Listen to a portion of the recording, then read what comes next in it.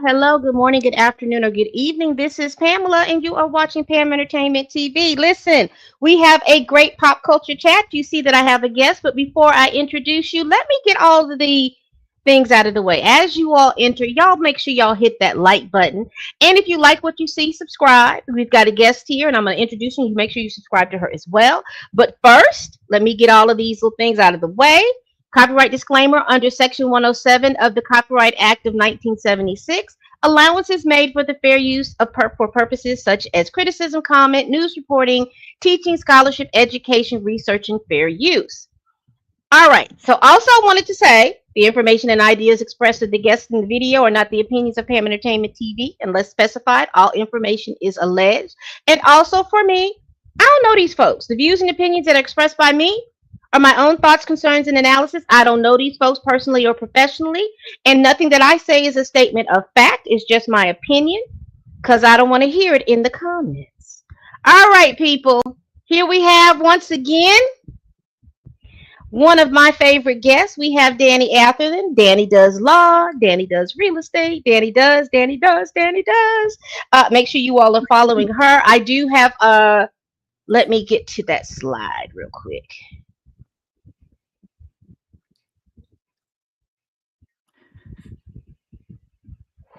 Ooh, Jess, go, Jess. That's not what I want to do.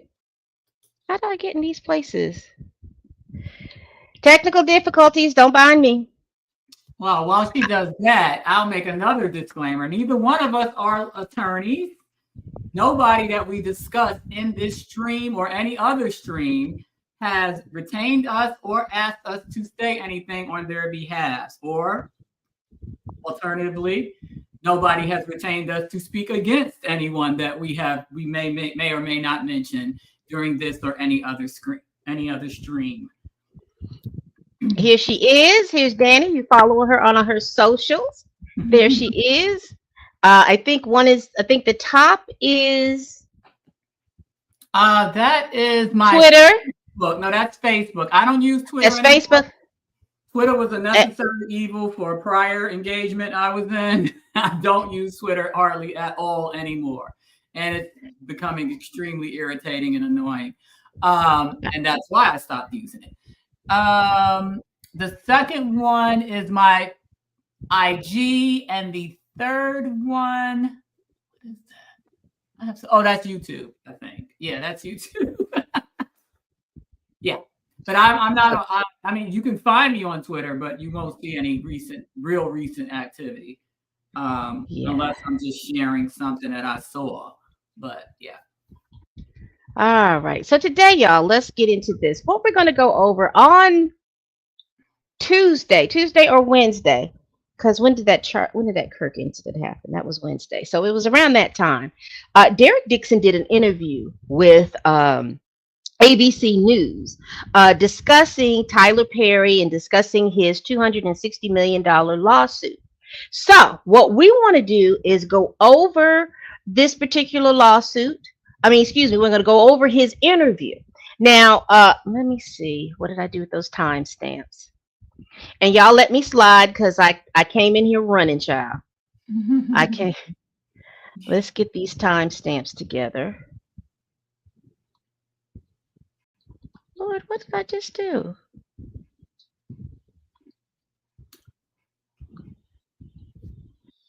How did that happen?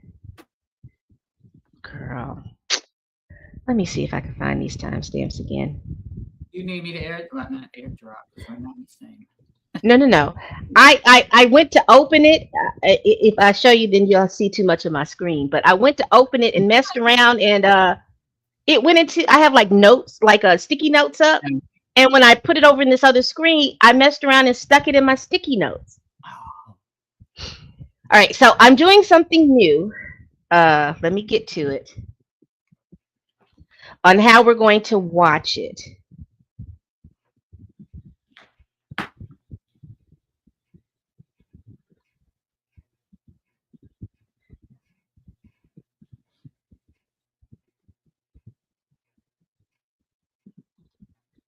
Give me 1 second.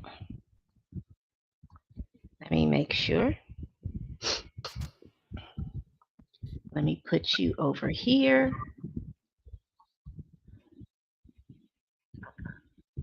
I have 3 screens and it's still not enough. 3 actual monitors? Yes. Oh my. 2. Well, at 2 extra with the main one that I have, and it's still not enough. You hear me? All right. So, what we're going to watch is the interview with Derek Dixon, who is suing Tyler Perry. So, what we're going to do, just in case they do anything, we're going to watch it all in the beginning. So, if they ask me to cut it out, I could just cut that whole video out, not necessarily our commentary. So, what we'll do is we'll watch the video. It's 11 minutes, and then we'll come back and talk about it. Now, I've done some switcheroos in it, so that's what you'll see. Are we ready? Ready? ¿Está listo? All right, let's put you to stage. Here we go. Dixon sits down in a TV interview for the first time, sharing allegations of workplace. And in order for me to try to help with the copyright, I sped it up a little bit. I sped the voice up a little bit. Sexual assault and harassment. In June, he filed a $260 million lawsuit against the media mogul. These are claims that Tyler Perry denies. But Dixon says he's speaking out now to try to stop a billionaire who won't stop himself. What made you decide to come forward with your story? I wanted to speak out and not stay silent about it anymore. Actor Derek Dixon sitting down for his first television interview since filing a $260 million lawsuit against media mogul Tyler Perry, detailing the alleged sexual harassment and assaults he says he endured. That's when he pushed me up against the wall and grabbed my ass again. Dixon starred as Dale in Tyler Perry's BET series The Oval. Why are you yelling? I'm in this too, remember? You're not in it. Did you get shot at? That's some awful acting. Actually got shot. He appeared I mean, come on now. in 2025. Your expectations are too high. At his studio opening party in 2019, I was working for an events company, and we met, and he said to me, are you an actor? And I said, well, not right now. I'm working on it, but not right now. And he said, yeah, you are. We need to talk. You should get my number, and we'll talk about this. Did any of your initial interactions give you pause? A few of them were did give me pause, but they weren't bad enough to think like this was a dangerous situation in the beginning. Yeah. According to your lawsuit, at one point early on, he bought you a car. Yeah, he'd seen my Jeep around the studio that I was driving, and he said, that's not a great car. Tyler Perry is an actor, producer, director, playwright, and prominent name in the entertainment space. He launched his career in the 1990s. You want this man? You want this man? His 2005 breakthrough film, Diary of a Mad Black Woman, debuted at #1 in the box office and was a massive success. To date, he's created 24 feature films, 20 stage plays, 17 television shows, and 2 New York Times best-selling books. In 2021, his prolific career earned him a spot in the exclusive Billionaires Club. His media empire includes his own production company, Tyler Perry Studios, based in Atlanta, one of the largest film studios. That is large. That's I'm not huge. trying to do anything other than meet somebody at their humanity. As his career has flourished, he's also made a name for himself in the philanthropic space. So in early 2020, you land the role of Dale on the Oval. Was that a dream job? It was, yeah. It was. To be a series regular on a show was something I always dreamed about. The complaint includes multiple screenshots of text messages allegedly between Dixon and Perry.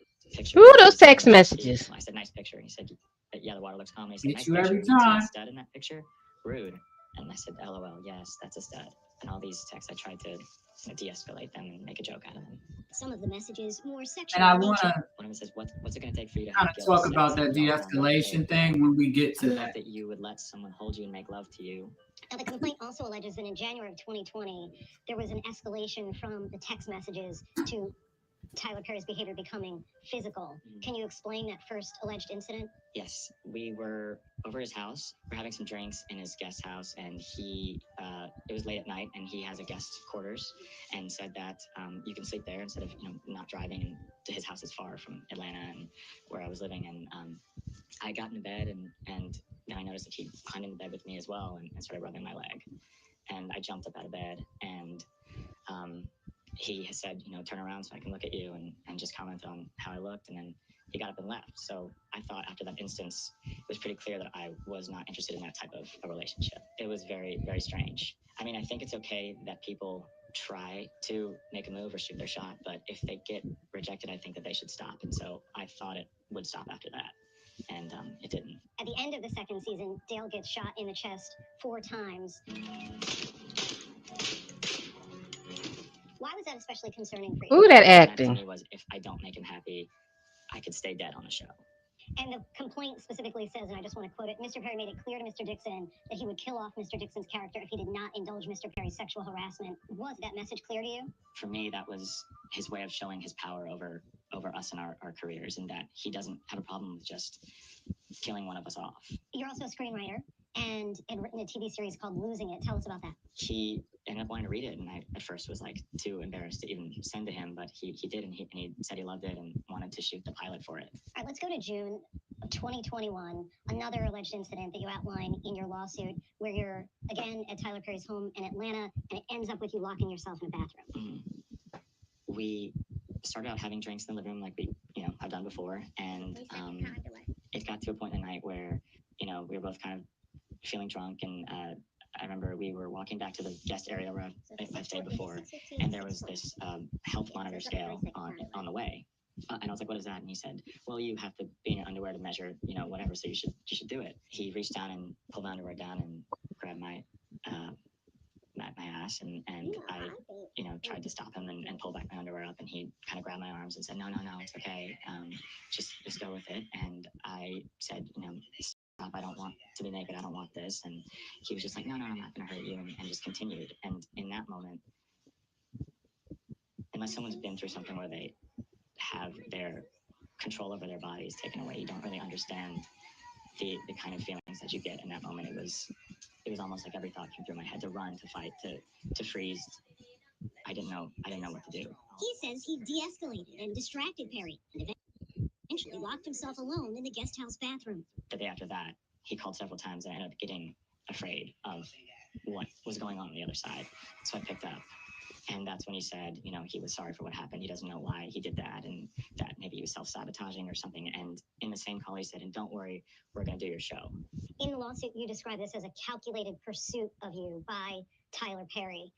There are also several times where he says to you, you have to make your no stronger. How did you respond to this, as it's described, calculated pursuit of you by Tyler Perry? To me, that's just so insulting. And I reiterated, I said stop. I said it. I don't think that people ever get past something like that happening to them. Dixon tells us he last spoke to Perry in the spring of 2024 and left the show in September of that year. What ultimately became of your pilot, Losing It? Yeah, it hasn't gone anywhere. He still owns the rights to it, so I can't now go and sell it. Then in January, the actor filed a complaint with the EEOC, the federal agency responsible for protecting workers from discrimination. In response to your EEOC complaint, Tyler's representative said, among other things, Mr. Dixon's initial letter to TPS Tyler Perry Studios about its matter demanded. Is that talking coming from the video?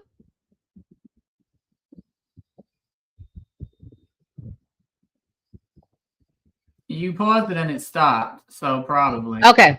Mm-hmm. Yeah. So forgive me because that may have been me in the background just talking. I didn't know it picked up Oh, I can hear you ambient sound. talking. I just kind of heard like I didn't hear what was being Okay. said. Just, yeah. $42.5 million to buy his silence. They described your actions as extortion. Were you looking for money to buy your silence? No, I think I was looking for accountability on to what he did. I think what he did was wrong, and it needed to be something that would deter him. You might be an echo. Are you playing it on something else? Or, in the future. What kind of a toll would you say that this has all taken on you? I was extremely anxious. The calls got to a point where the calls and texts were almost every day. Just this constant state of like, if I don't answer, I will lose my job. I'll be fired or killed off the show. It took a huge toll on my anxiety and depression. You're asking in your lawsuit for damages totaling $260 million. How did you arrive at that number? Part of that number is my lost job, my lost income, the loss of the show. But you left your job. A deterrent for, how do you stop a billionaire who won't stop themselves from doing this? How difficult has it been to tell your truth? It's been hard. It's a vulnerable thing to talk about, I think, for anybody. There's a lot of shame, I think, around it. And just trying to think what you could have done better and having to deal with the judgment of what, everyone might think of how you could have handled it better without being in that situation. Perry has not yet responded in court filings. In a statement to ABC News, his lawyer called Dixon a, quote, individual who got close to Tyler Perry for what now appears to be nothing more than setting up a scam, and that Tyler will not be shaken down, and we are confident these fabricated claims of harassment will fail. If you were to talk to Tyler Perry right now, what would you say? I would say, I hope that you take accountability for what happened, and I hope that this has taught you not to treat your employees this way and to never use someone's dream to coerce them into a relationship that's not professional. What would justice look like for you? Justice would look like thinking that I've made a change and that something like this won't happen to another actor that works for him or another actor in the industry. That would be justice for me. Okay. So that you may have heard me in the background talking to somebody, child. I don't know who that was. But anyway.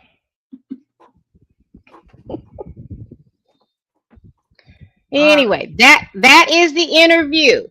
We do have the timestamps for it so that we can definitely go back and revisit it at any time if we need to revisit it. But I wanted to get it out of the way first because I wanted to make sure that we heard the whole interview. Let's see. So that was the interview. Yeah, I'm looking for the timestamps now because I want to follow along. All right. We are. So tell me. So we're just over the interview analysis and observations of the video, and you could just mention the timestamp, and if we need to get back to it, but I'll definitely pull it back up. But if we could just go over it. If we need to rehear what he had to say, I'll go back and pull everything up. Okay. So what do you what is your initial observation or analysis of what Mr. Derek Dixon was talking about? Me? So where do I start? Okay, so, we have a lot of armchair quarterbacking and, I don't have the patience for it. So that's another reason why I kind of I feel like people in general, human nature, this comment section, as it's going so far included, a lot of people don't read. They don't research. They just go by sound bites and what the media says and their own personal opinions about situations. And so unfortunately, no matter what we say here today, they're going to have their opinion. We're going to have ours, right? And Only 2 of us are more informed than the rest. That's the first thing. Second thing is, with any interview, you cannot police how people feel, what their experience was, whether they're lying or telling the truth, just because you have an allegiance to one side of the issue, right? This guy's an actor. Actors act. He could very well be lying about all of it, but I highly doubt it. I highly, highly doubt it. As you pointed out, he's not that great of an actor. But that's par for the course on this type of content in which he was acting in. I believe him the same way I'm expected to believe Cassie, the same way I'm expected to believe the R. Kelly accusers, the same way I'm expected to believe the Bill Cosby accusers, the same way I'm expected to believe the Diddy accusers, the same way I'm expected to believe the Weinstein accusers. I believe him until proven otherwise. And so far, in all the people that I've named, otherwise has yet to be proven. So I am of the school of thought based on my professional experience, and you can check my bio to know what my professional experience is. I do a lot of things now, but I've been in the legal field since the age of 17. My first job was in an international law firm.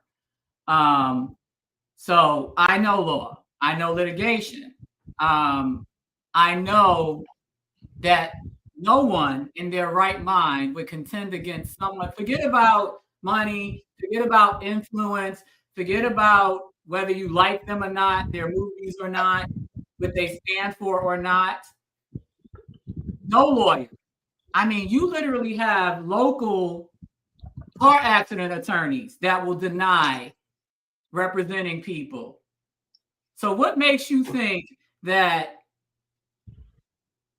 a civil litigation attorney is going to take on a case from some no-name random Tyler Perry actor that only lasted about 3 seasons on a show that nobody but Black people watches, going to risk their entire career on this one guy that has gone through all the steps, regardless of what his intent was? We don't know if it was a setup. If it was a setup, then guess what? It takes 2 people to make a setup successful. Right or wrong? If I'm setting you up, Pam, if you don't participate in whatever it is that I'm dangling in front of you, then the setup is a failure. But if you start to participate in whatever it is that I'm trying to get you to do, then the setup is a success. So whether you're saying that he's set Tyler Perry up is neither here nor there. Because at the end of the day, Tyler Perry had a choice. He had several choices over the course of 4 years to just let it go, let it die out. When you realize that this guy is not going to give you what you want, let it go. Move on to the next person. You understand what I'm saying? Yeah. Several times in this complaint, it was stated that Tyler Perry said that he did not want an exclusive relationship. He just wanted this guy for sex, allegedly. So let's do that. Let's do that. Let's move into what this complaint is and what he is complaining about. So this is the first page of the complaint. It's been filed in California. It was filed on June 13, 2025. He has 10 complaints. He has quid pro quo sexual harassment. We're going to go through these legal terms too, so that you guys can know exactly what these terms mean, because there's 3 different ones in these 10 complaints that could kind of, if you don't know what it means, you just won't get what the point of it is. So quid pro quo, I'm sure most people have heard of quid pro quo from having to do modules at work about sexual harassment. Quid pro quo literally means something for something, this for that. So basically, if you give me a kiss on the cheek, I'll make sure you get that raise in September. Quid pro quo. You do this, I'll do that. Okay? Doesn't always have to be in a sexual harassment context, but that's what it's usually used in, especially in corporate HR. Everybody has to do that sexual abuse training thing in almost every job. So that's usually where you hear that term, or you may have first heard that term. But it's not always related to sexual harassment. But in this case, and in the case of employment, that's usually the case, right? But something for something. Right, something for something. You do me a favor, and then I'll give you something in return. So you can use that term in everyday life. It doesn't have to be in a sexual harassment context, but that's the context that we're using it in right now today. Okay? All right. So once we get to the Bain Act, we'll define the Bain Act. Go ahead. Okay. All right. So we have the quid pro quo sexual harassment. We have work environment harassment. We have sexual harassment, the Ralph Act. And hold on just a second, okay? We're going to talk about that Ralph Act in just, here we go.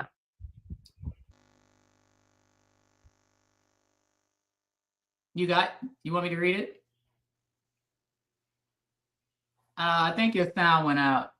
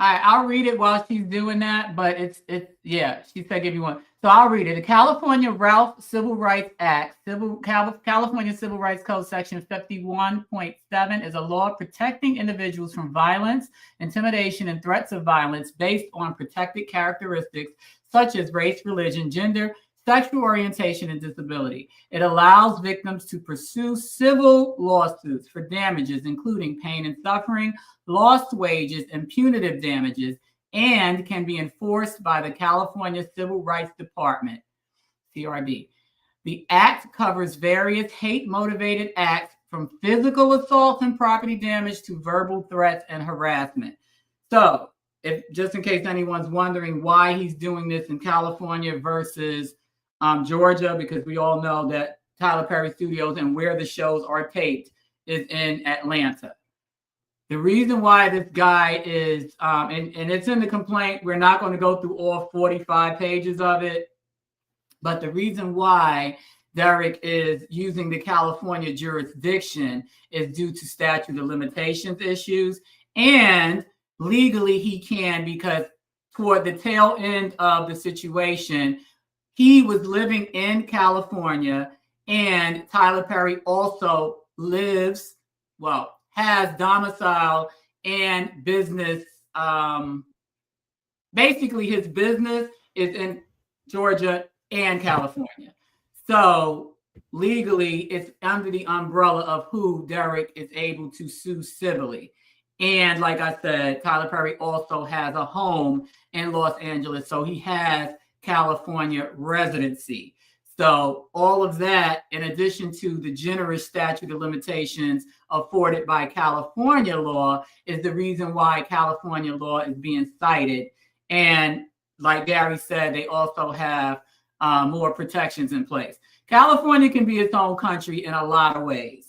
Not just in this situation, but in a lot of different legal and everyday, citizen situations. Because I also have California residency.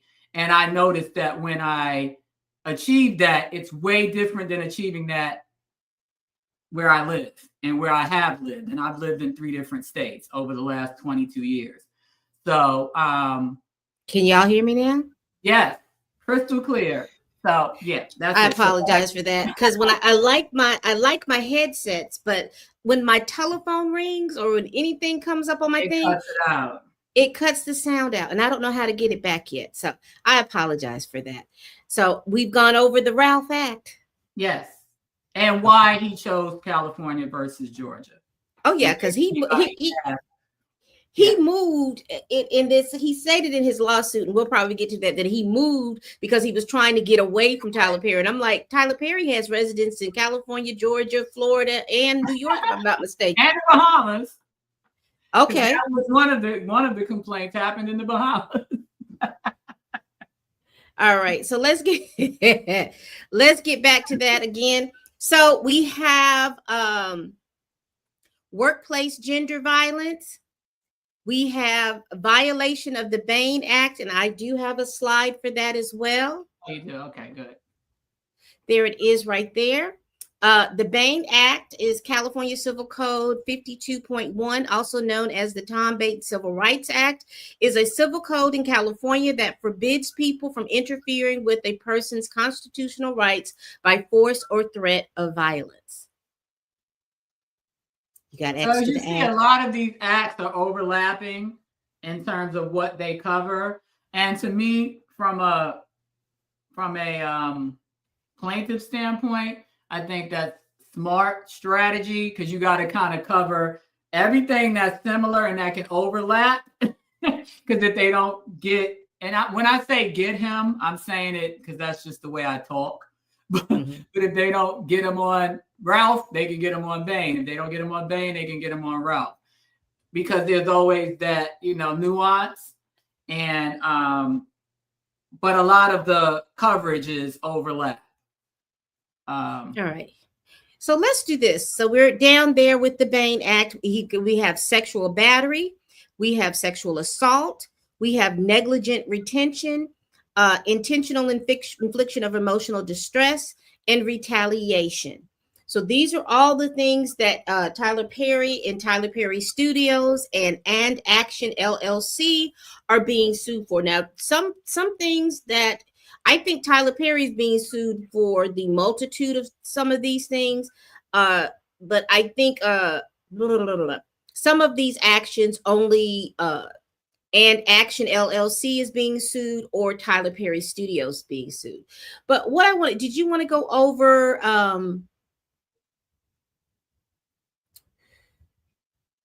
the comments from the video now, or did you want to wait for that? We could probably wait for that, because I feel like if we start there, then it's going to kind of cloud, right, muddy the water, and then nobody's going to focus on the actual complaint. And therefore, it's important to actually read the complaint to understand the basis for this stuff, and not just go on 4 screenshots, what the Shade Room had to say, what your Aunt Nene had to say, how you feel about Tyler Perry. We need to be able to separate our emotion from facts and factual happenings. You understand what I'm saying? Because at the end of the day, this could be any of us. And I'll have a little story time myself later on, but it can happen to anybody. And there's no such thing as, well, why didn't you grown? You should have. Really? Okay. Listen. Let's go over this timeline real quick, because I think that will help a lot of folks understand the timeline.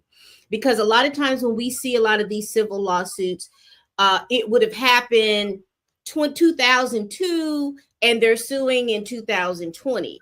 So let's go over this particular timeline so we'll know what's going on. So just to put you all in some time frame, we're talking about a time frame from 2019 to 2025.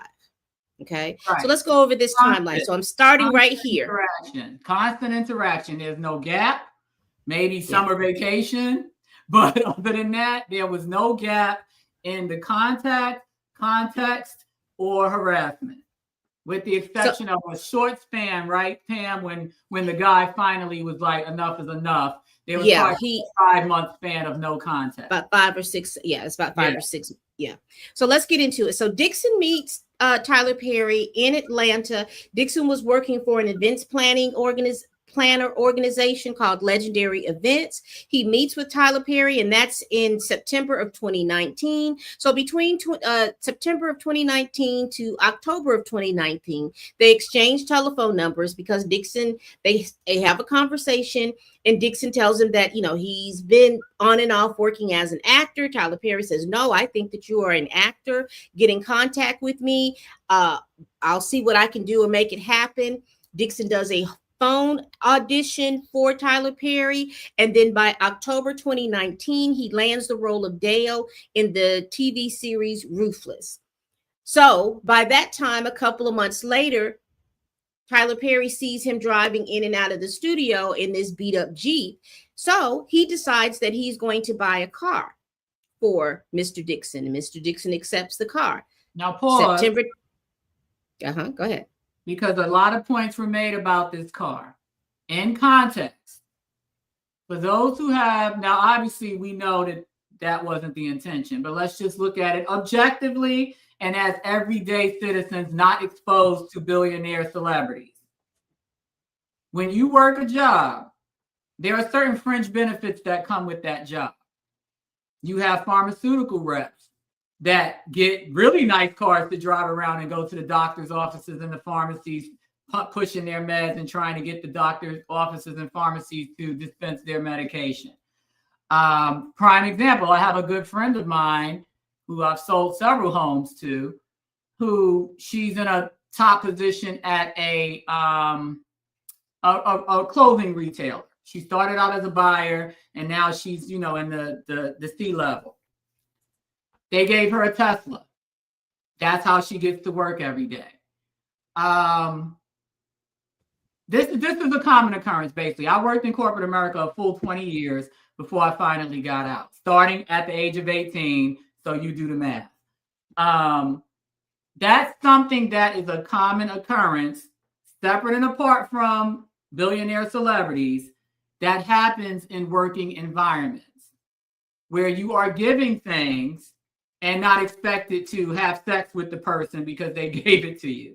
I'm positive the car was not registered in Derek's name. I'm positive that Derek was not paying the car insurance, because if so, I hope I'm right in saying that, because if that's not the case, then this would make the situation look worse for Tyler Perry. Correct. So if it's what I think it is, and all of this was held in the corporation's name, the insurance and the car note, or not car note, because I'm sure it was paid in cash, the title, the insurance, registration within the corporate name, then this can exactly be presented on the defense side. This was just a corporate car that I got for him. This wasn't, in exchange for sexual favors, right? I hope. Now, if he bought the car cash and was like, here's the temporary tax, go get it registered in your name, your insurance and everything else, it's going to give credence to what Derek is saying. But I said all that to say that I saw that in the comment section. Why would you take a car? And then somebody else said, well, if you took the car, you agreed to play. This was a woman. So I said, oh, so I'm guessing you're not one of the women that feel like a dude should pay your rent and not get any. You might be one of the ones that trade sexual favors for that rent money, that car note money, So that's just giving a little context to what happens in traditional corporate environments. And in this case, because even though it's a movie studio, it's still a corporate entity. Mary Kay cards, exactly, Gary. I'm sure Mary Kay ain't sitting there asking for for sexual favors because you got that pink Cadillac. Listen, could Mary Kay ask for that? I think Mary Kay might be dead, but whoever's in charge of Mary Kay now, I'm sure they're not, texting you for sexual favors because you got the pink Cadillac. They just want you to sell more satin hands. That's it. All right. So now we moved in the timeline through January 20th, 2020. We have our first incident that occurred at Tyler Perry's home. And we'll go over those incidents a little bit in more detail. But like I said, I just want you all to get a feel of the timeline. So we have February 2020. Perry requested that Dixon quit his job at Legendary Events, and he accepted the role on the Oval. Now, the role on Ruthless, I think he had like a couple of speaking parts, and then that was it. He was still coming into the studio. He had stuff, but that was all he had. He then got this role on the Oval. So in beginning of the pandemic, and so I just put 320 to 820. He outlined series of different things that were going on. So it's not like it's only these things that happened. In between in the pandemic up until June, till he filed his lawsuit, there were a series of things that he has outlined in his lawsuit that's going on. We're not going to go over every little piece, but I just want you to see where he was going with this lawsuit. Okay, pause real quick. Go ahead. Of note, though, significant note, during the pandemic, this was something I didn't know. Fun fact, apparently you can live on Tyler Perry studio grounds. I always figured that those were real houses that they built because obviously it has to look like a real house for a lot of his shows. But apparently they are real houses. So according to the complaint, he and basically all the local talent that was on whatever show they were working on at the time lived on the campus of the studio. This is significant because that was constant, nonstop access. And basically no one could go anywhere because if you want to work and not be subject to, you might have COVID, you've been here, and there, you want to stay on site where they can monitor you and make sure you're not being exposed to the virus. Because remember, this was 2020, right in the height of it all, no vaccines, no reliable way of testing for it, no real protocol to speak of to prevent, test, diagnose, and cure. They had no antivirals at the time, COVID-19. So they were all basically quarantined in the different homes on the Tyler Perry lot. So that's significant to note. All right. We have the second incident that happened June 4th, 2021. And this has to do with the weight monitor. This has to do with standing on the weight monitor and clothes being pulled. Then we have on 12/23, Derek finds out that, or he sees that IG Live that Christian Keys did in December of 2023 that outlined his abusive experience with an anonymous Black Hollywood billionaire. And then which led to Derek filing a lawsuit to Tyler Perry on June 13, 2025. I failed to mention that he stopped having interactions with Tyler Perry in the spring of 2024. He quit the show in September of 2024, and then he filed his lawsuit in June 13th, 2025. So that is the timeline that we have in regards to that. You have anything extra you want to add to that? I'm trying to think in terms of the timeline. So also to know, a lot of are we getting into that through the complaint or should I pin that on the timeline in terms of the context of the interactions?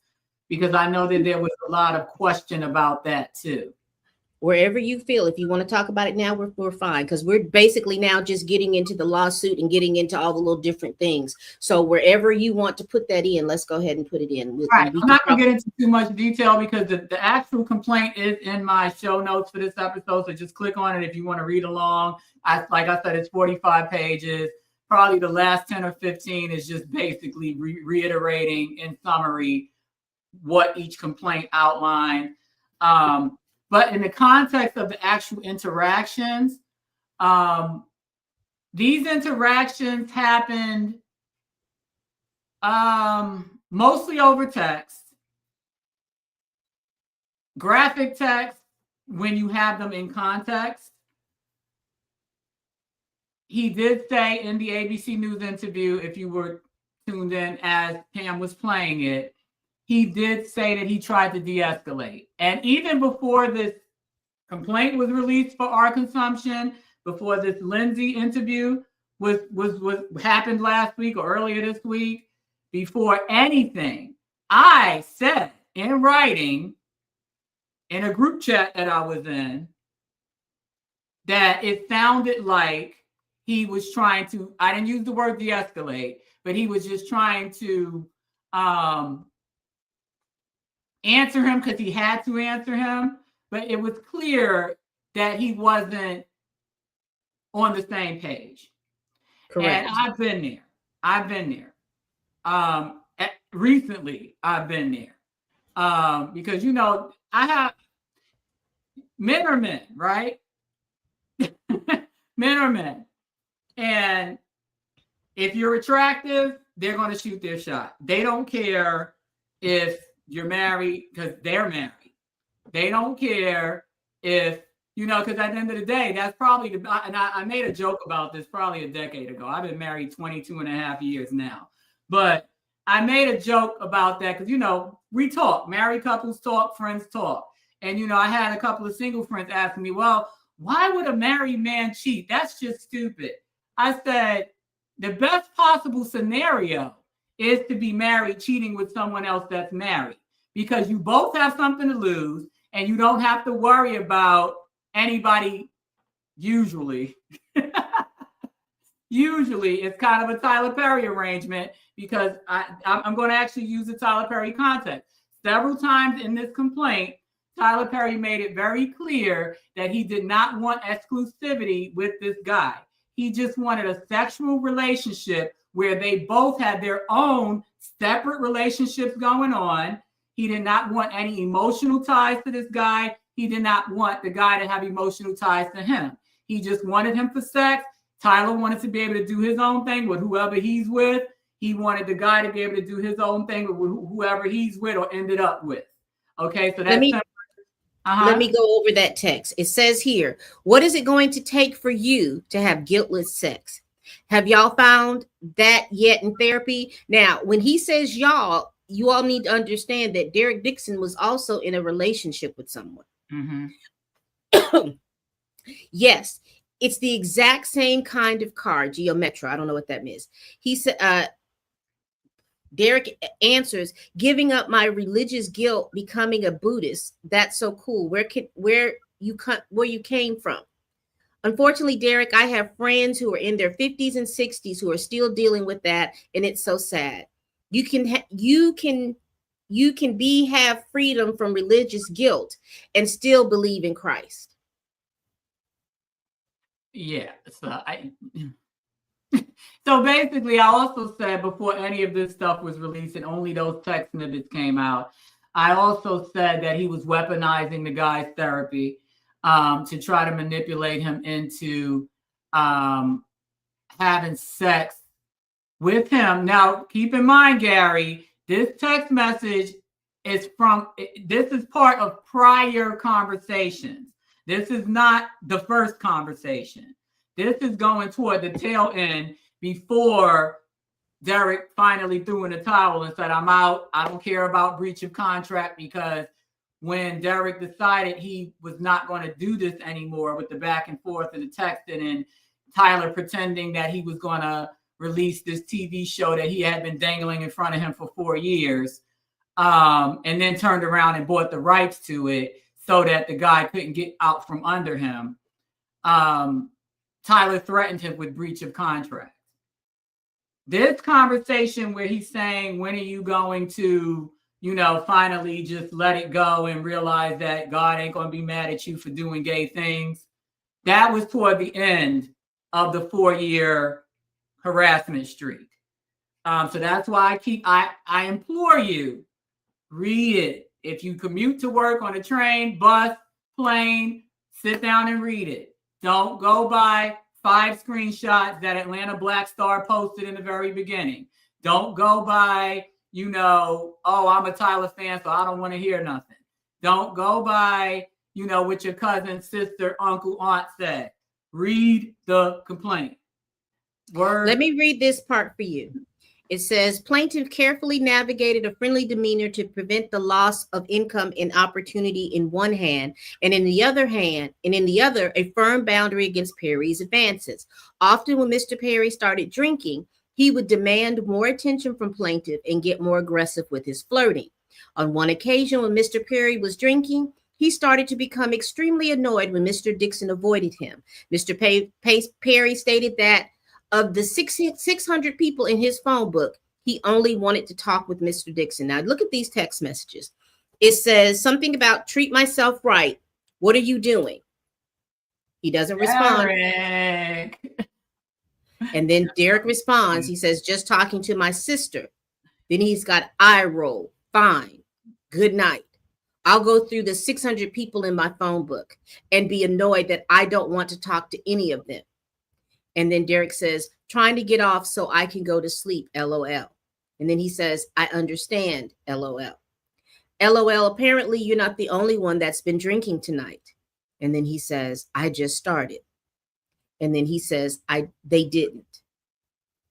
So of note too, a recurring theme in this complaint is that Tyler Perry drinks a lot. And he drunk texts a lot.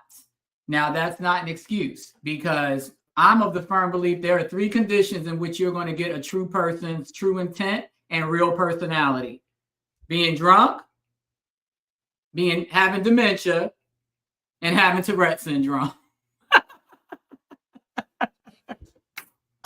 Now, I'm laughing. It's funny, but not funny. Maybe it's not. Yeah.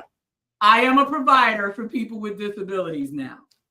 A drunk body, what is it? A drunk body does a sober mind. Yep, a drunk body reveals a sober mind. Sober mind. That's just facts.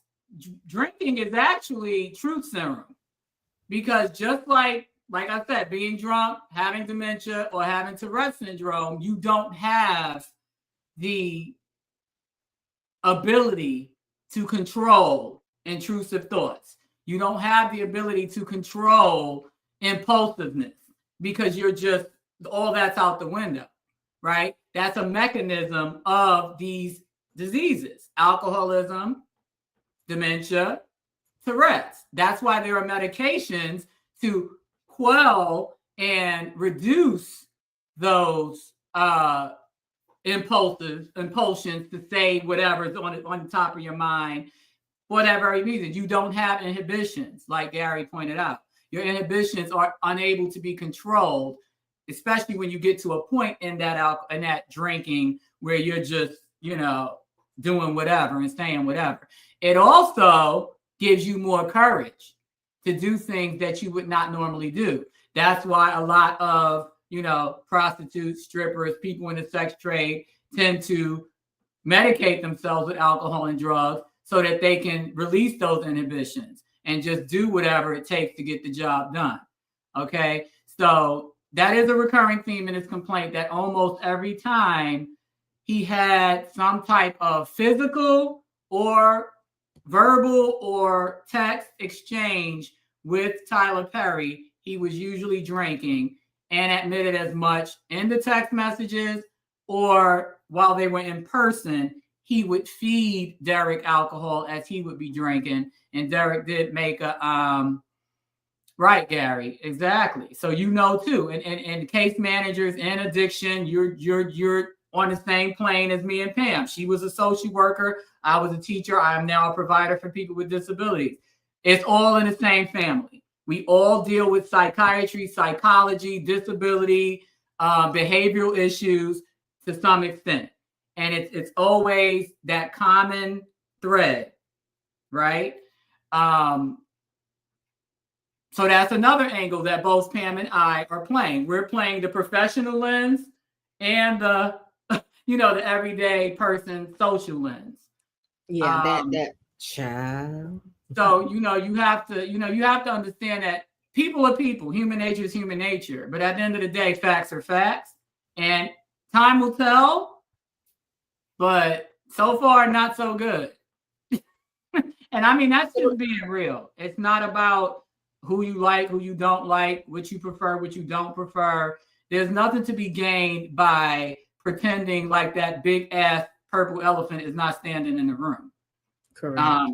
And stinking up the place, because it is. Let's go over some more and let's get further into this. So we have more allegations in the lawsuit. And like I said, we're not going to read it. You can definitely find the lawsuit online and definitely take a read with it. It says grooming from 2019 to 2020. And you can find that on page 10 through 12 of the lawsuit. We have the January 20th first incident. Both drank too much. Perry offered guest bedroom. Perry got in bed with Dixon. Dixon told Perry he was not incident.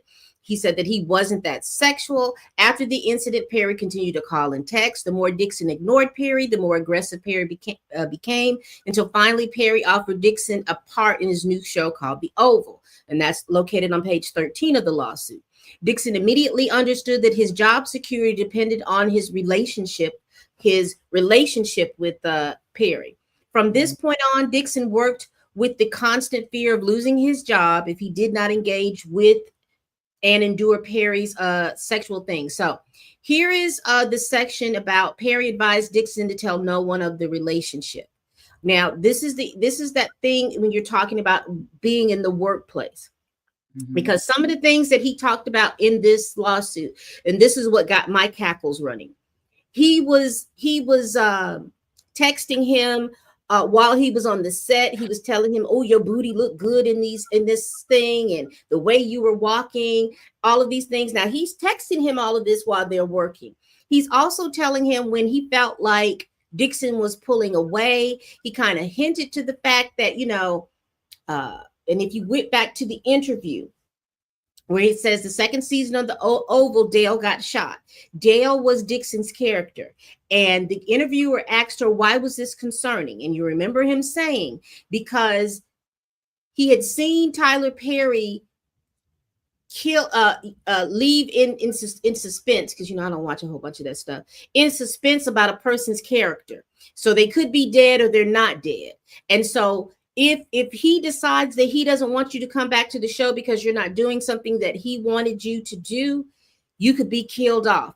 He understood that. He made sure that Tyler Perry made sure that Dixon understood that he had his career in his hand. Also, some of the things that he would do is he made a thing that he was going to give him more money, but make sure you don't tell everybody that I'm going to give you any more money, and don't tell anybody that I'm giving you preferential treatment. And so to people that asked about the number, he was getting paid what, like was it 15 grand an episode? 15 grand. Bumped him up to what? I think it was almost 23 or something like that. Or he was getting math on that. The average series, I don't know with Tyler Perry, because it seemed like those series never end. But let's just say it's a Netflix series. You figure they average about 10 episodes a season. So say 20 grand times 10 episodes, right? Multiply that by however many years this guy intended to work, assuming that this never happened. Then there was a pilot that Tyler had promised him. What was the number, Pam? I want to say it was going to be $1 million an episode or some craziness. Right. If he was able to sell it, it's all in the complaint. But basically, Tyler had the reason why this lasted as long as it did, for those who are asking, because I mean, that is a fair question. Why did it go on for so long?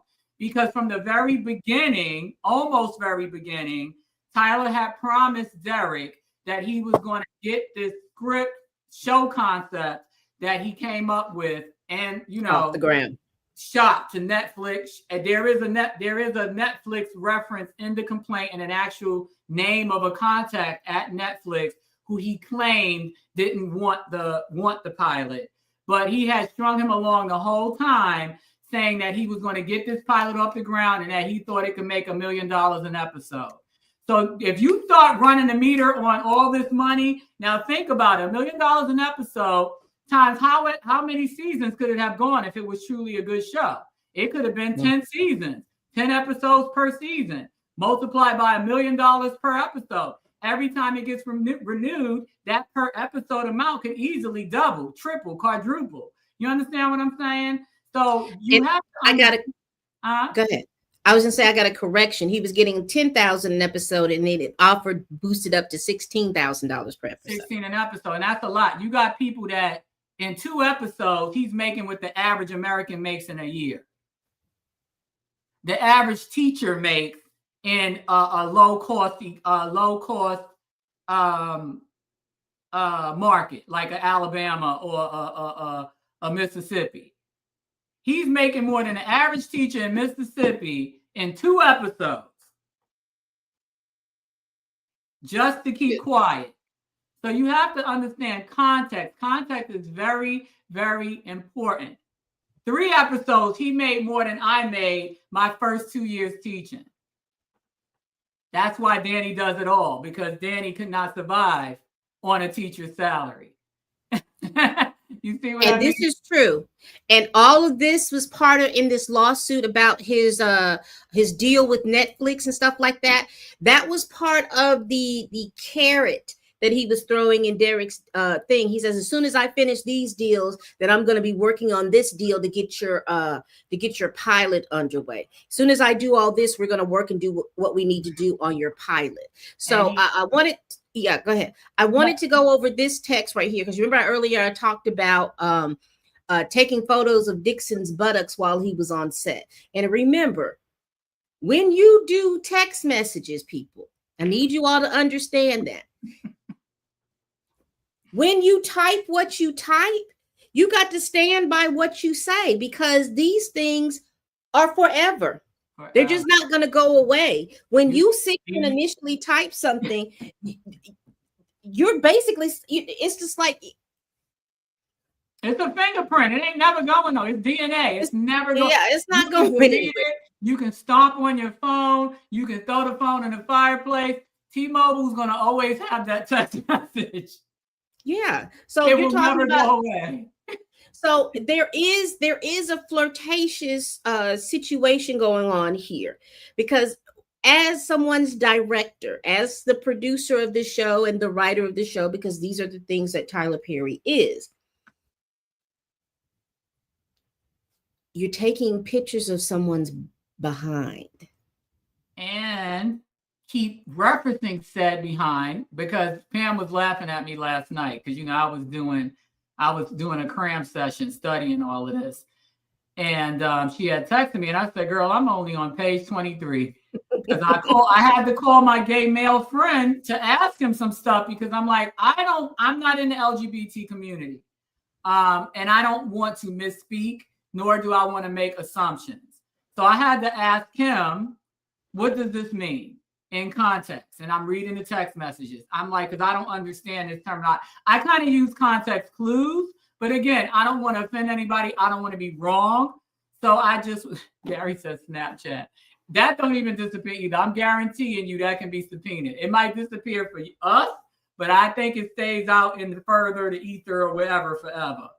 Let me tell you, Snapchat doesn't save you too, because in this Megan Thee Stallion versus all those things, those people were using Snapchat, and their Snapchat conversations and videos or whatever have been subpoenaed and that are being used. So Snapchat just goes away so you don't see it, but your Snapchat thing doesn't go away for the company or anything like that, because companies don't like to have liability. Somebody got murdered because of Snapchat. They got, Gary, you better not be sending no booty grams to nobody on Snapchat. Okay, so Gary's in the LGBT community. So I kind of figured what he meant, but in the majority, let's say there's 10 text messages. 8 of them, he's talking about Derek's ass and how thick it looks. So I don't know. I asked my friend, he didn't even know. So I don't know if this is a Tyler Perryism or Gary, if this is some kind of phrase that's used regularly. But he kept, instead of saying your ass looks fat, like we would say in New York, or she got a fat ass or a fatty, Mm-hmm. he kept saying thick. Yeah, he kept saying, oh, thick Derek. Derek looked thick. Oh, you were looking thick. Or like Derek mentioned something about going to Chipotle. He was like, yeah, get that Chipotle, thick Derek. So, and then the only time where I can say, but it doesn't even matter because again, you're going to play along to get along. And he didn't really say anything necessarily incriminating. The only time Derek seemed like he was going along was when Tyler mentioned something about how he looked in his jeans and insinuated that he needed to gain the weight back. And then Derek said, yeah, I use my jeans as kind of like the guide for whether or not he's thick enough. Right. That was really all he said that kind of entertained what Tyler was saying about his physique, that, you know, oh yeah, you're right, because I can't remember the exact words, but it was basically kind of like, I use my jeans to kind of guide whether or not I'm thick enough. Like women do, you know, like I do the same thing. Like I like to be thick. I prefer a thick, you know, healthy, you know, feminine, curvy, but firm and muscular body. So I do the same thing. If my jeans fit a certain way, I'm like, all right, boom, that's where I need to be.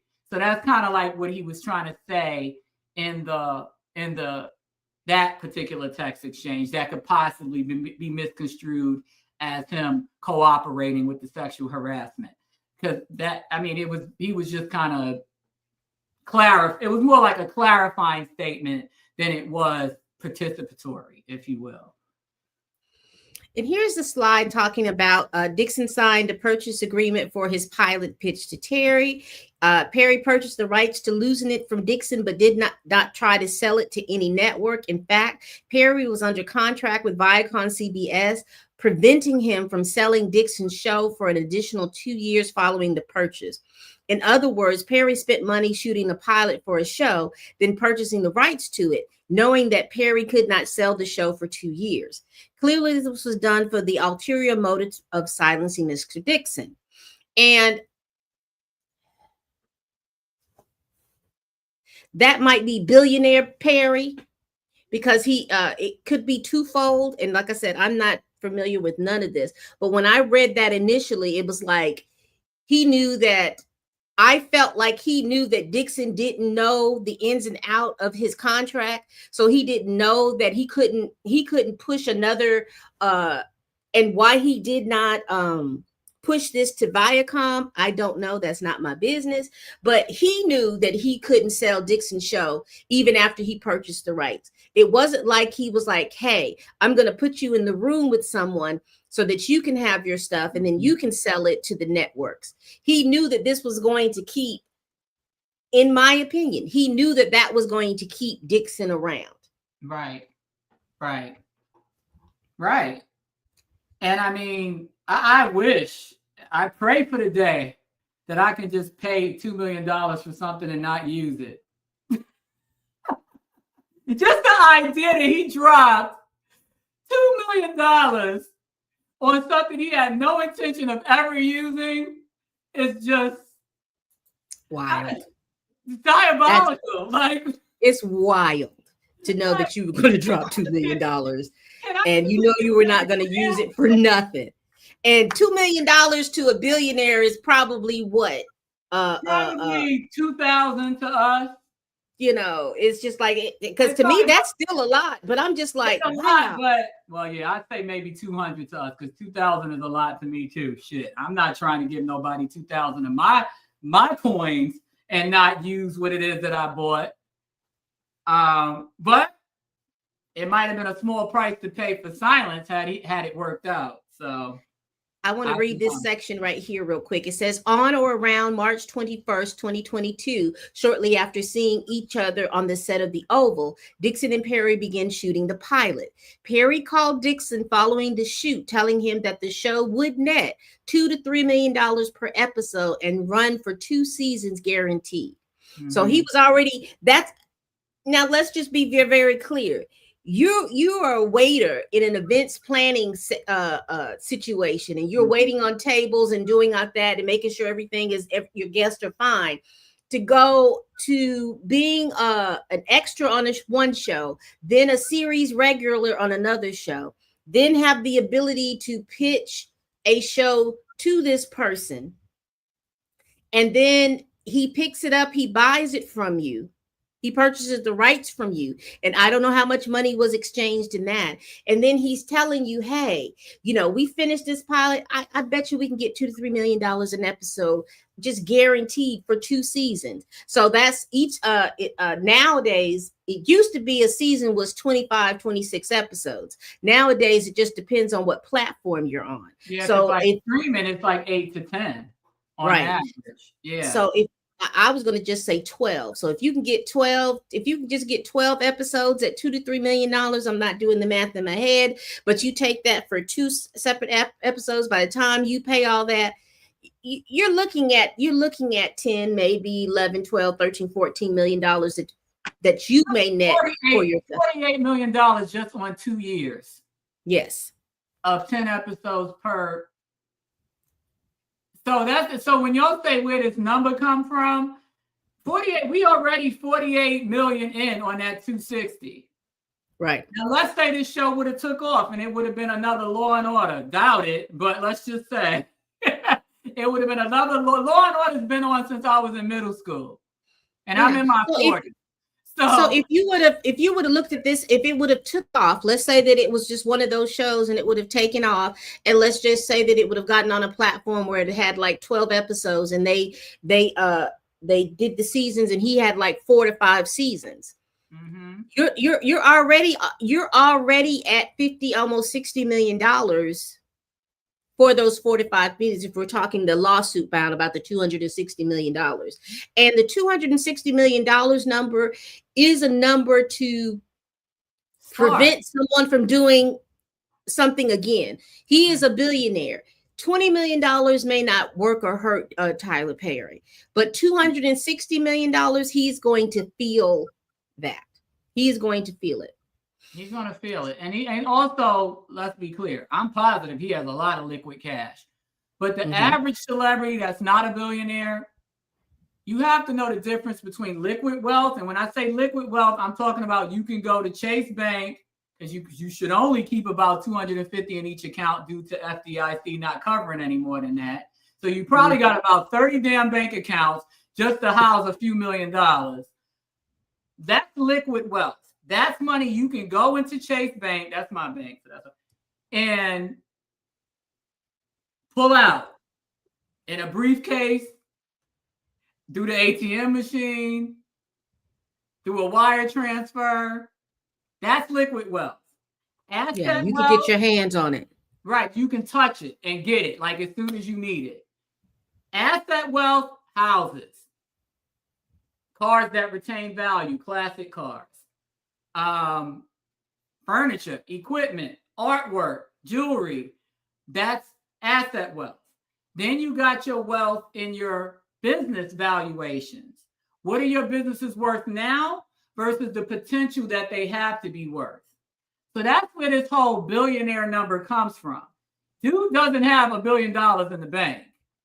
He might have $500 million in the bank, and then the rest would be assets, business valuation, potential business deals that he has in the works that are, more than likely going to materialize, movie deals, what those movies are projected to make and what part of the box office he's going to make, rights that he may be selling. You understand what I'm saying? So that's what all net worth encompasses. So to be clear, $260 million is a lot. That's a little more than $250 million.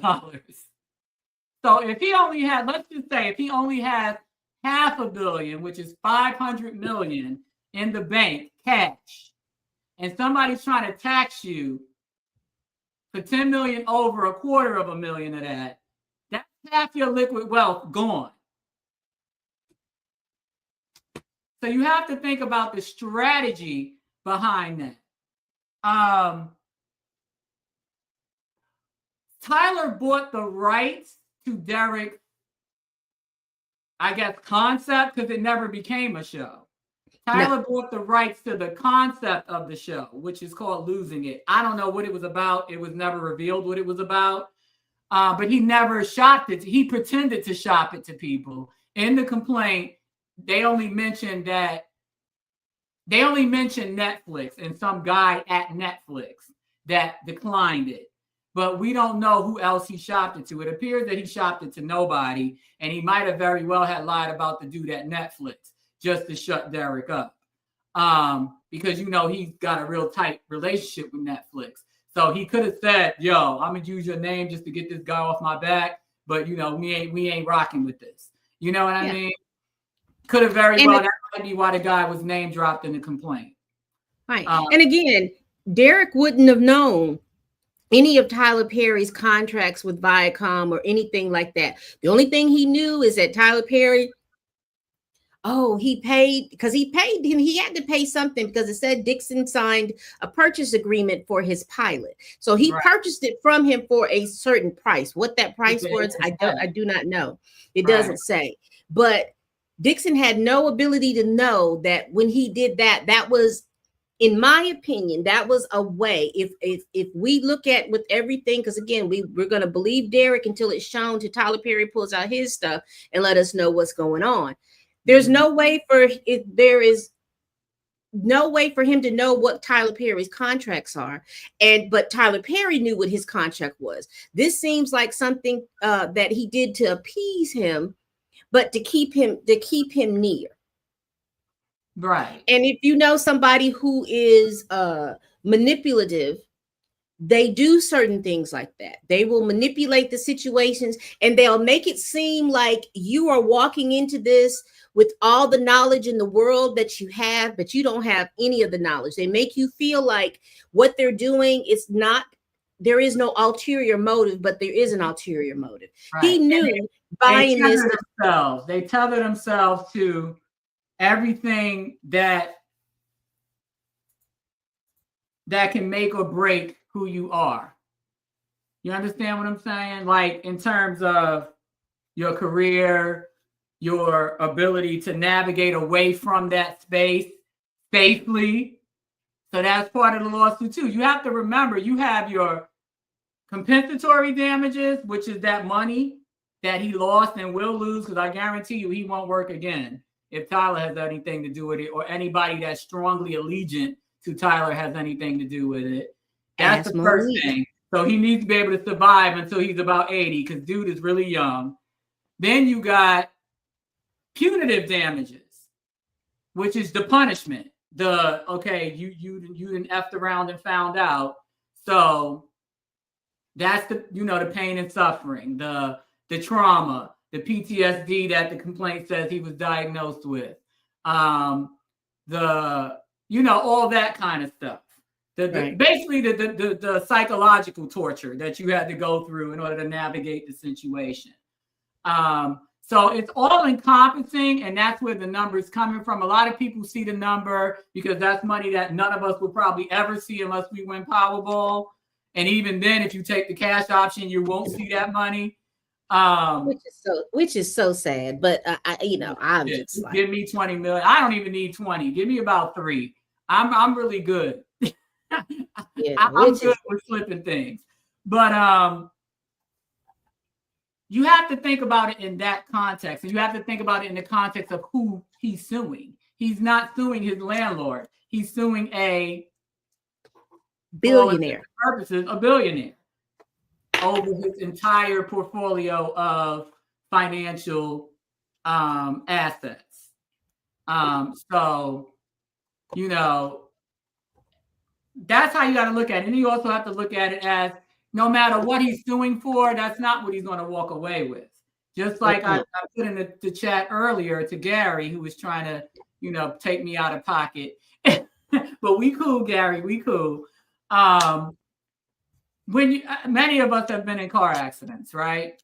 At minimum, some type of fender bender where we were, or even if we were at fault, may have needed medical attention. Every time I've been in a car accident, I've been rear-ended or T-boned or some other, victim of somebody's poor driving. And so, you go, you do the medical treatment, you go through that, you talk to your attorney. The attorney always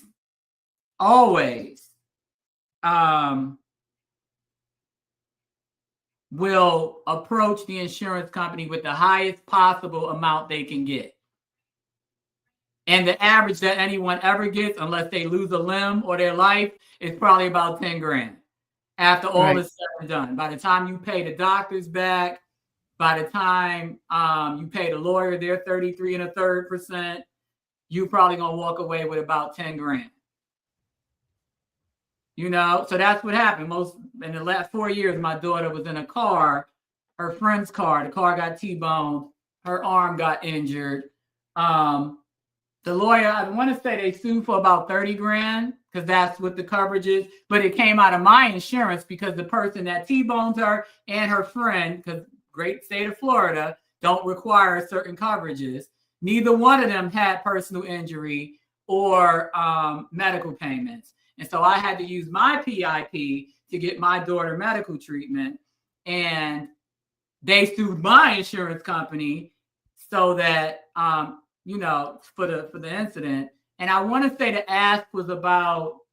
the settlement demand was about 20 or 30 grand. And by the time everything was said and done, they mailed my daughter a check on her 18th birthday because they asked if I wanted the money. And I said, no, I don't need it. Just save it until she's old enough. On her 18th birthday, they mailed her the check, and we put it in an IRA. But I said all that to say, you never get what you ask for. So that's part of why the number's so high, too, because they have to factor in, negotiating, and we hope this doesn't go to trial because this is going to be a shit show. And then you got to pay the attorneys because if it goes to trial, then it goes up to 40%, not 33%. So now that's 40% of your take is going back to the attorney. Danny is speaking for herself. I'm looking forward to this going to trial. Oh, I always want to. You know me. You come on now. You remember me from the other things that we were covering. I love the trial. I'm all about it. I'll go high key. I will go to this. Girl. Let's move on because we are almost an hour and a half in, and we have gotten half of our stuff. We hadn't gotten half of our stuff done. So this is a slide that's talking about Dixon, why he moved to California. He claimed that he wanted to put distance between him and Perry because, again, Perry has his major home, I think, in Georgia, but he does have homes in California and he does have homes in New York, and I think you said he had Bahamas. I wasn't aware of that. He has an island in the Bahamas, and that something happened there too. But he brought the entire cast to Bahamas. It wasn't just Derek. So you have to have that in context as well. And somebody asked Gary if he had witnesses. There was a witness to a couple of the incidences, one in particular, where toward the end of this whole thing, Tyler reamed him out on set. And didn't he threaten to choke him or something? It was something like that. Yeah, he threatened to physically assault Derek because of something going on in the scene, but it was an extension of something that he had done to him before because he did try to choke him sexually before. Right. One of the things I wanted to go over real quick that he talked about in his interview, that the lady that she asked him, did he see any red flags and did any action give him a pause? He mentioned that there was some stuff, but it wasn't enough that, I was going to be like, oh, I think something's not right, or I think he's doing that. He was just like, I was just kind of keeping it cool and keeping it, how you all say, PG. I was just trying to keep it cool. I was just trying to keep it PG. And so there are just different things. One of the things too I wanted to go over, we talked about the text messages, and Danny is correct, because I don't know if I did a slide for that particular text message. When he talked about being in the Bahamas and him showing the picture, and they were saying, oh, well, that's a stud. What do you like about, because Derek didn't go on that trip. Derek didn't go on that. Tyler was texting him while he was on the trip. And so they were in the Bahamas. He didn't go with him on the boat. Gotcha. There was an overnight trip on a boat, and he was like, would you feel comfortable if you roomed with whoever this guy was? And then Derek was like, so the Bahamas trip happened after one really tense sexual frisking, if you will. Was that the scale incident? Yes, when he had to hide in the bathroom and sleep overnight in the bathroom? Yes. Okay, so correct. Shortly after that, he took the whole cast to the island of the Bahamas. There was a yacht trip, an offshoot yacht trip that was to happen during that Bahamas vacation. And he wanted Derek to go on this yacht trip and asked him if he wanted to bunk with another guy that he had on this yacht trip. Derek declined to go on the yacht trip because he specifically said in the text messages, he's still, something along the lines of he's still trying to get over what happened prior with him having to hide in the bathroom and lock himself in the bathroom because Tyler was squeezing his butt and trying to choke him. So, oh shit. Yeah, because he at that point, the way I read that, at that point, he was trying to do a little penetration at that point. Yeah. Because he was saying that the way Tyler had him, he was like, you just go with the flow. Just let it. He pulled his drawers down, was sexually squeezing his booty. And basically, I think if the dude wouldn't have he said he changed the subject, saying that he was hungry. So I guess this is not funny. It's not funny at all, but I'm stupid. So I laugh at everything. But he basically, I'm laughing too, because it's just wild. It's just I just can't even imagine, but then I can't imagine because like I said, I have been not to this extent, but I do know how it feels to be backed into a situation where you're like, oh shit. And it had nothing to do with being scared to keep your job, but it's kind of like you like the person, you don't want to make an enemy of the person, you know what's happening is wrong and uncomfortable. You're kind of sort of blaming yourself well, maybe if I wasn't so nice to them before, they wouldn't have got the impression that I was attracted to them or receptive to this type of behavior. It's a whole gamut of emotional turmoil that you're going through in that very moment.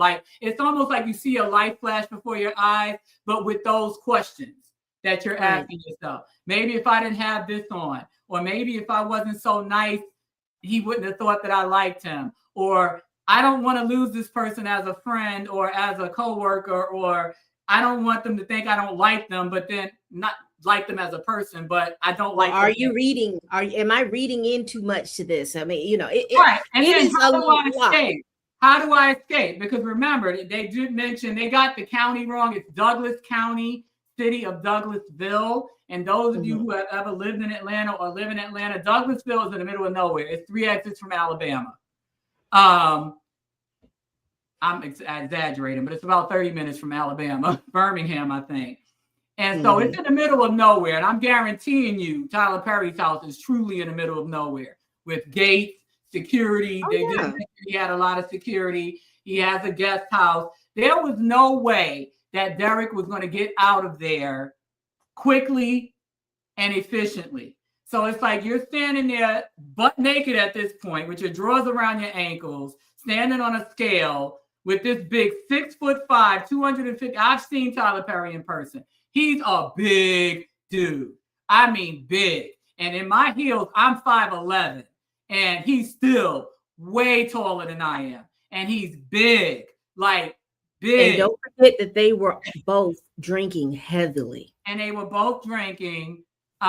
He more drunk than Derek, because Derek did say he was kind of sipping on a drink so that he wouldn't get too drunk. And And you got this dude just constantly coming at you. And he said at one point he did like kind of sexually choke him. And he's like, oh, you like that. I know you like to be choked. Long story short, he did not get on that yacht because he said basically, I'm not in a mental space for that. But he did go on the Bahamas trip. And wasn't he molested on that trip too, though? I only know about 2 incidents, where he was in a situation where Tyler took as much. I don't know, because that yacht, I when I read it, I ain't gonna hold you. I glanced at it. I was just looking at the text messages when he was talking about being a stud, but I didn't even think that he had gone to the Bahamas. I'm just going back to make sure that I don't have that text messages on here. I don't have it up here, but I did not. I ain't gonna hold you. I didn't think that he went on that yacht trip, but he did. Yeah, he didn't go on a yacht trip. He went on a Bahamas trip, and then there was a yacht trip. There was a yacht trip during the Bahamas trip. Got you. Right. Got you. I only remember because it's fresh. It's fresh on my head, and I had to pause a few times, and it was stressing me out. I had texted Pam. I was like, "This shit is stressing me out, man." Because I'm like, I'm picturing all of this. And like I said, unless you've met or seen Tyler Perry in person, and no, he's not like a bouncer type. He does not come across as aggressive. And you see the way he is on TV. Here we go, y'all, right here. That's how he is in person. But physically, he's very intimidating. And this guy is small compared to him, definitely. He's probably twice this guy's size, weight-wise, and then height-wise, probably a good 6 inches over him. Here is that yacht. Here is that point. So let me go back up just a little bit.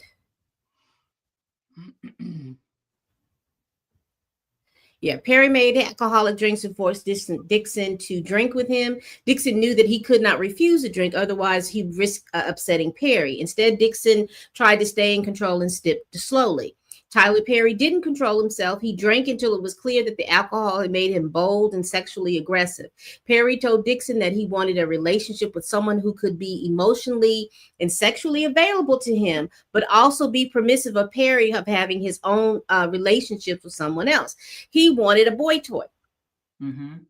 Perry said that he could see himself having this type of relationship with Dixon. Perry insisted that Dixon needed to be with someone rich because Dixon liked nice things. Perry told Dixon that he was watching all of the cast as they laid out in the sun with tanning oil. Perry continued raving about how seeing Dixon greased up like that was driving him crazy. Tyler Perry said he would have burnt the whole island down if one of the other actors or anyone else from that group had touched Dixon that night. And how would you even know? You got cameras in the room, so that's another question. And that's a lot. that's a whole lot. That's a lot. You gonna commit arson over some boy toy peen? I'm good. From that moment on, he became extremely frustrated and possessive. Perry wanted desperately for Dixon to be attracted to him, but Dixon was not. In one exchange, Perry sent pictures of himself from the Bahamas to Dixon. Dixon responded that the water looked nice. Perry got upset and said that, did you not see the stud? Here is the text message. Nice picture. Yeah, the water does look calm. And he was like, nice picture. And then he was like, great, amazing picture. You don't see that stud in that nice picture? Rude. Yeah, right. And then he called him an asshole. Yeah, so it's just so creepy. Like the creep. And you want to know something else? This is an aside. Back to our clinical / professional ease. Remember, we always talked about Arrested Development. Right. When you guys, or if you guys, again, I posted the link to this deadline version, well, not version, but the deadline publication of the complaint. if you go back and read, remember, this is a 56-year-old man. Actually, today's his birthday. Happy birthday, Tyler. Happy birthday to you. We're still gonna talk about you. We're still talking about shit. But this, if you read the text messages, textbook Arrested Development. Very childish, very, I'm going to take my toys and go home. Not something you would see, not only a 56-year-old man, separate that from the equation, because that alone should be enough to say you a grown ass, you a grandpa aged man. You can be somebody's granddaddy is what I'm saying. But then your position in society alone should make you not want to communicate the way that you're communicating. Well, that would go if you had the tools to understand that. Because remember, if you know Tyler Perry's story, you know, he spent a lot of good part of his upbringing with abuse, his father abusing his mother, his father abusing him. Sexual abuse. Remember the neighbor? Yeah, sexual abuse. Yeah. Once he got grown, he spent a lot of time being homeless. He spent, you know, so when he started getting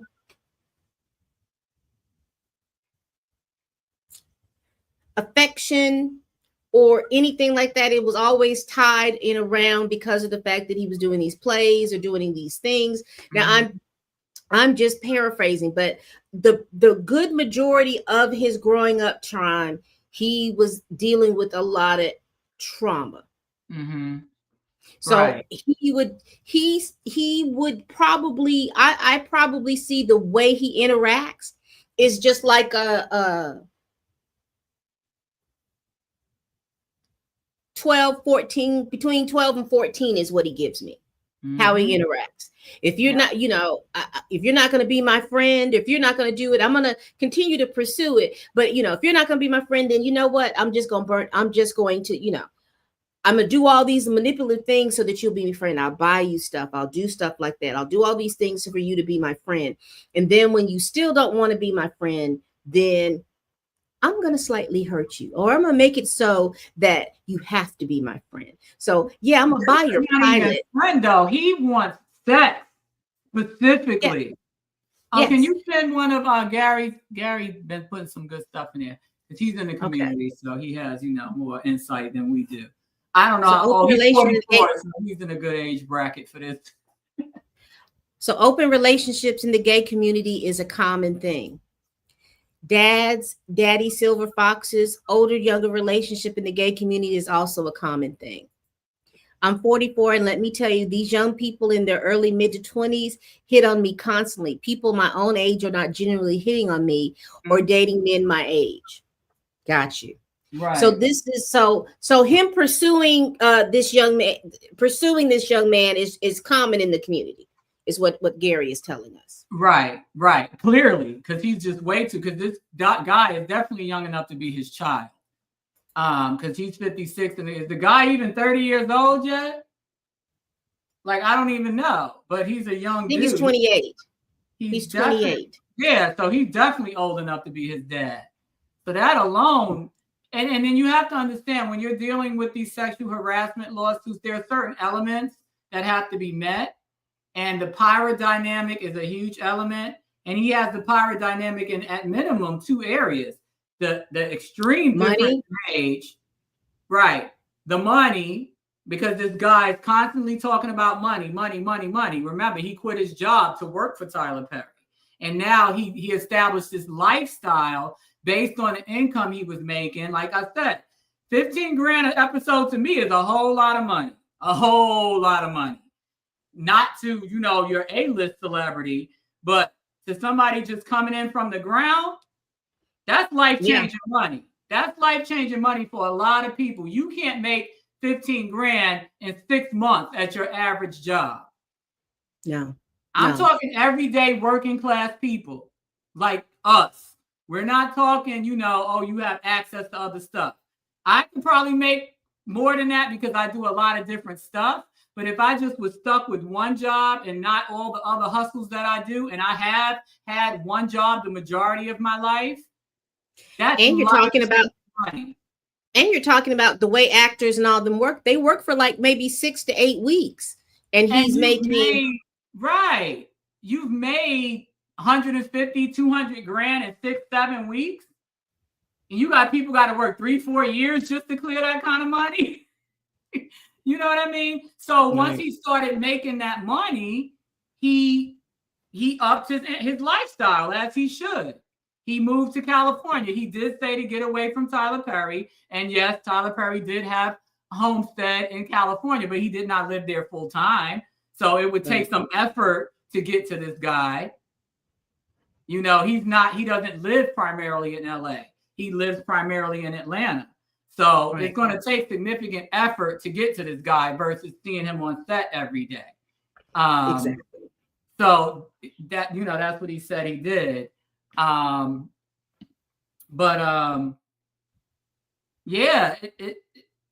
don't know, man. So it's a lot. It is a lot. So you've got, you know, if we go back to our timeline, you have around this time, around 2023, when Christian Keys did his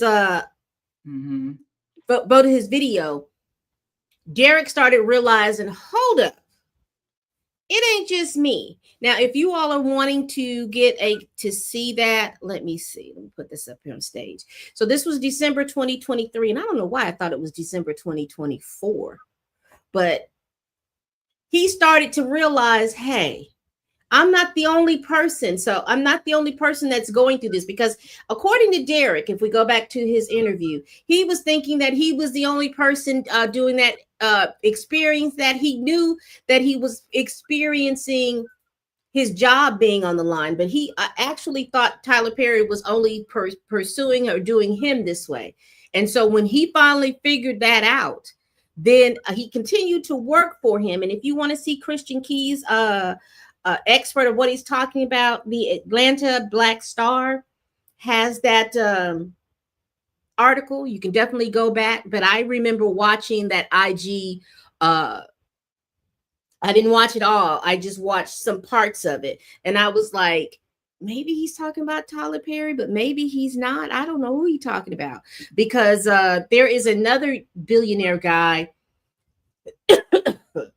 that produces movies. And I remember, what's that guy's name? Terrence J. He was working with that guy to help him get into the movie, you know, because he was producing a lot of stuff. But then I was like, I don't think that would be that guy, because that guy, you know, I didn't know. I didn't rush to assume that it was Tyler Perry, but I assumed that it was Tyler Perry. Mm-hmm. And so then we lot of people, everybody did. Everybody automatically thought it was him, and they said as much. Remember, right? And nobody disputed it, right? And then it kind of went away, because from my understanding, now I don't have any proof of that, but it is my understanding that Christian Keys received some monetary incentives to be quiet. Because didn't he too get his show? Yeah. What's that show? The one with the all the King's men, all the Queen's men. Yeah, that show. But then I remember him saying, I want to say either earlier this year or late last year, that he pulled his show from that too. Yeah. So, yeah. So with him seeing that, and with him, I guess he compiled all of his information, that he filed a sexual harassment lawsuit with the EEOC in June of 2024. Now, the one thing I know about California, before you can sue for any type of harassment, particularly on the job, you have to file an EEOC complaint with the state. Mm-hmm. And that's so. And that's what he did before they could file, because they have to give you, and I learned that from the Blake Lively and what you call it, before they can give you the go ahead for you to be able to sue, civilly, they've got to go in here and they've got to check things out, or they give you the go ahead to be able to file or do anything like that. So he filed with the EEOC in June of 2024. He had stopped working. His last contact with Tyler Perry was in the spring of 2024. So, spring starts March through June, that's spring.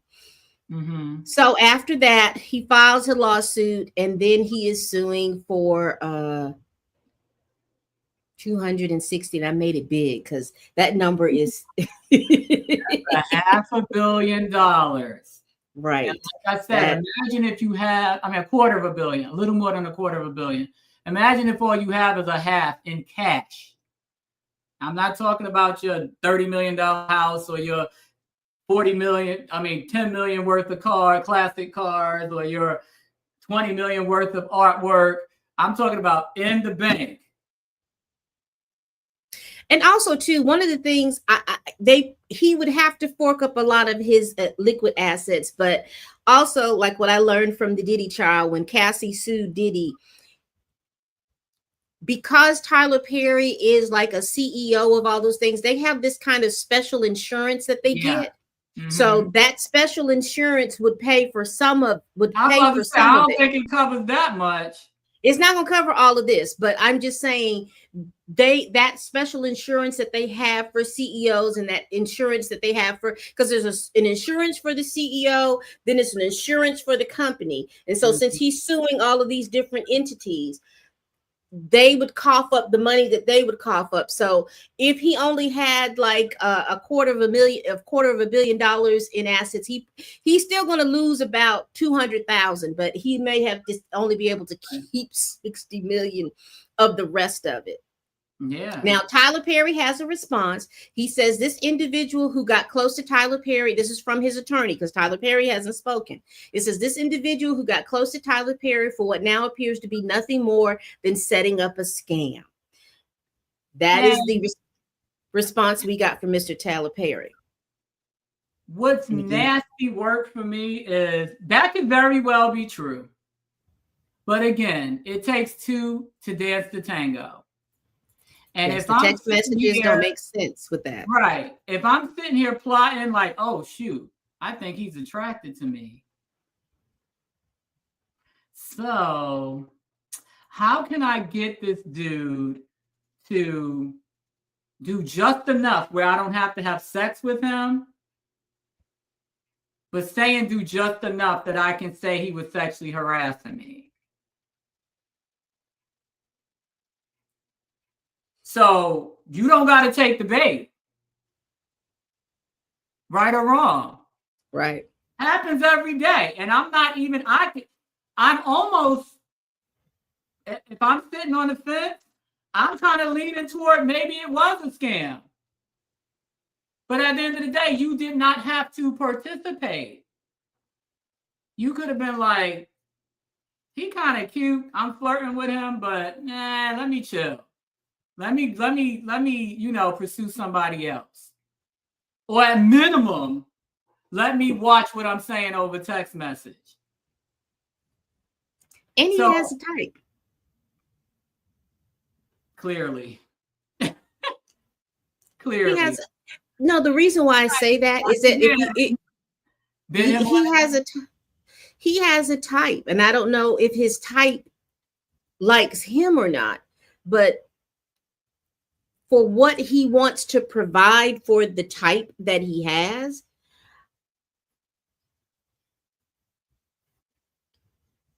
is it me? And Gary, you let me know. I don't know what it is to be a billionaire, and I don't know any of those other things, but could he not have hired a matchmaker to match him with someone who was his type? You know what I think it is, Pam? And you go ahead, Gary, you can put it in the chat and we'll pin it. You know what I really think it is? Just like all rapey people, it's the thrill of the chase. You can have anybody you want. Right? Right. Yeah. In your local jurisdiction, you know the kind of you single. So you know the kind of dudes you can pull. And you know what you got to say and do to pull them, right? Right. When I was single, I knew the kind of dudes I could pull. I knew what I could say and do to pull them. But if there's a dude that I can't pull with whatever feminine wares that I have, I'm leaving him alone. You understand what I'm saying? I don't get a thrill out of chasing after somebody. I'm quite the opposite. I don't like to chase after nobody. I don't like to. And that's my self-esteem, because you're not gonna shoot me down 2 or 3 times. My self-esteem is way too high. You're not gonna do that. For settling for breadcrumbs, but I don't have to. You know what I mean? Well, you know what I mean. I didn't have to, and still don't have to. Whether it be in friendships, business arrangements, whatever it is, I will walk away so fast and close up shop, and it'll be like we never knew each other. I have no problem doing that. That's why when I get to that point, there's no turning back, because I don't turn back. So I try to slow play it and give you every opportunity, but then it's a wrap. It's curtains on your ass. So my thing is, it's about power, right? I think that, and personally, I don't think Tyler Perry's the most attractive man on the planet, straight or gay. But I do think that regardless of that, there are plenty of women that don't care about attraction. They just care about access. And men or women. And he could have his pick of any of them. But he prefers the challenge of somebody constantly curving him, telling him no. You know what I mean? And that's because I'm like, 4 years, my guy? Like, you chasing after the same booty for 4 years? No, he wasn't, because that one, but he had a roster booty. Oh, he had a roster, but he didn't let up on this dude. I'm like, he's telling, but I think too, even though I think Derek was lying about it, I think too, it might have been the draw of being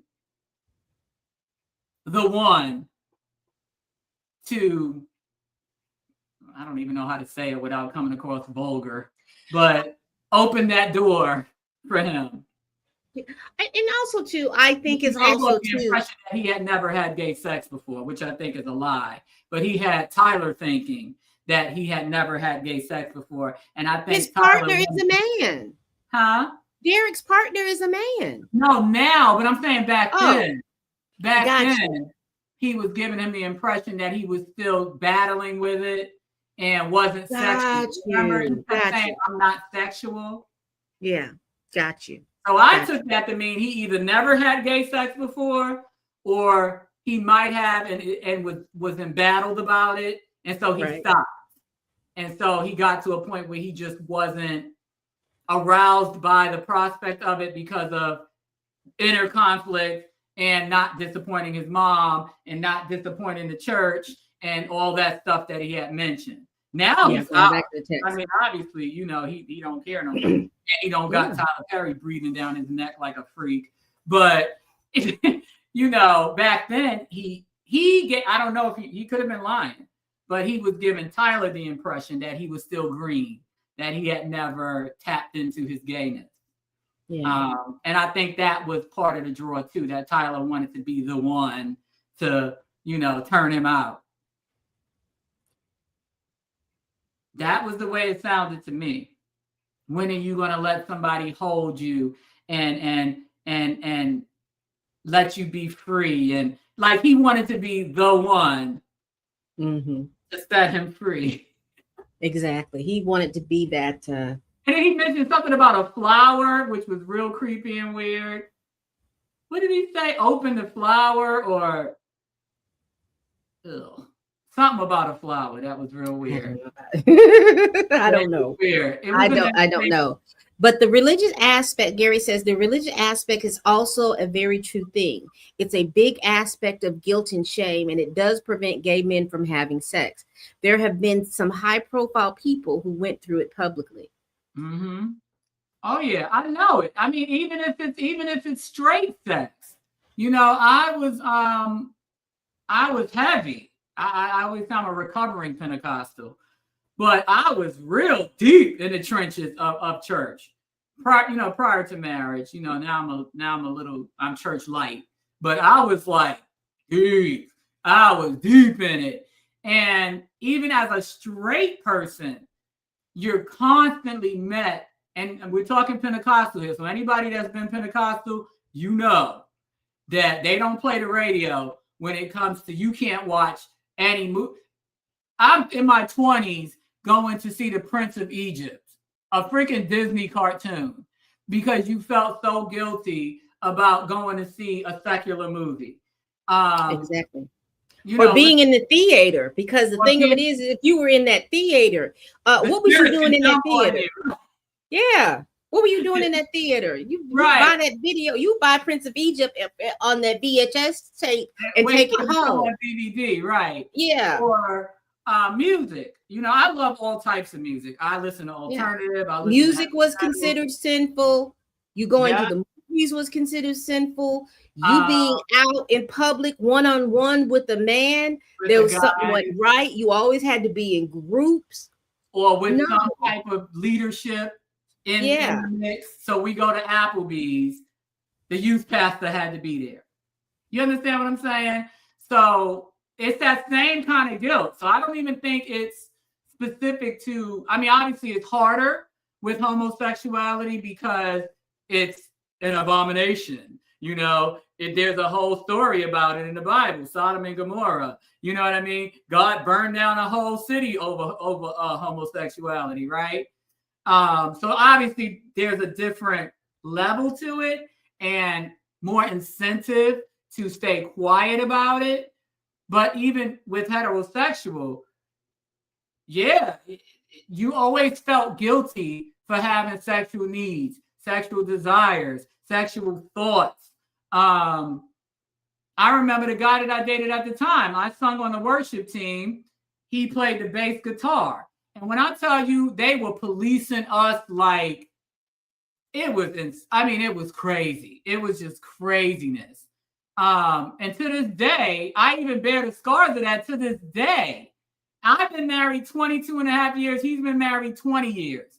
And to this day, I occasionally think back to like, damn, like they were really, because as an adult and as a married person, you can have all the sex you want, free, you just free stuff, and I look back and I'm like, I wonder if I would have enjoyed even the act of sex back then with all that hanging, you know what I mean? Because let's say me and that guy would have gotten married instead of me and my current husband. And we stayed in ministry. I stayed on the youth. We both stayed on the youth ministry. We both stayed on the worship team. Like, would I have had guiltless sex with this guy? Could I have had guiltless sex with this guy?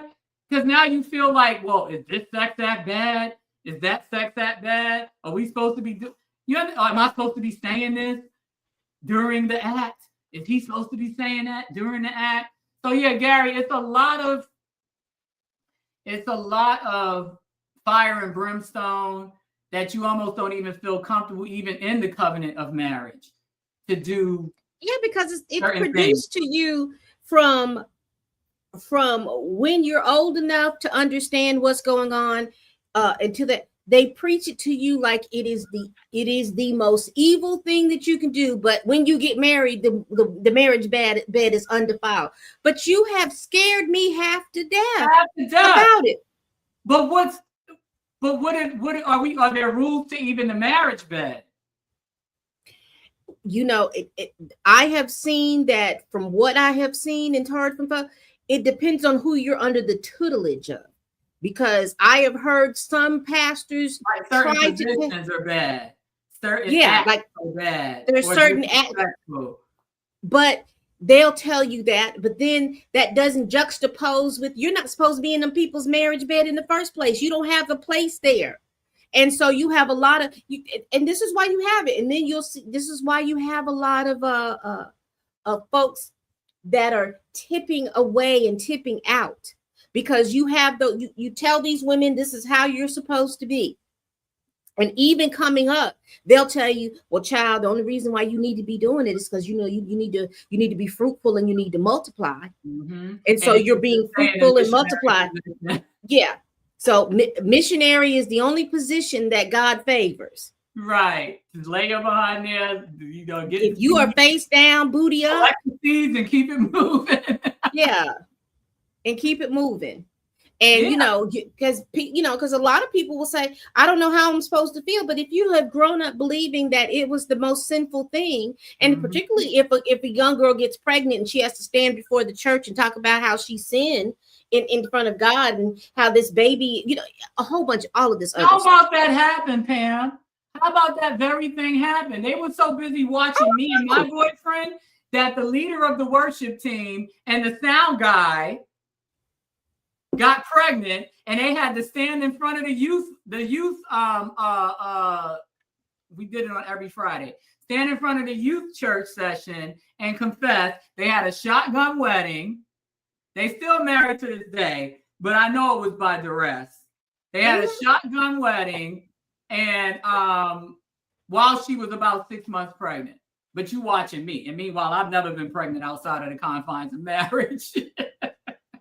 But you watching me and my boyfriend. So it's craziness. And I'm getting personal, but I like to be transparent because that's just who I am. I'm a very transparent person. What you see is what you get. And I have no shame in anything.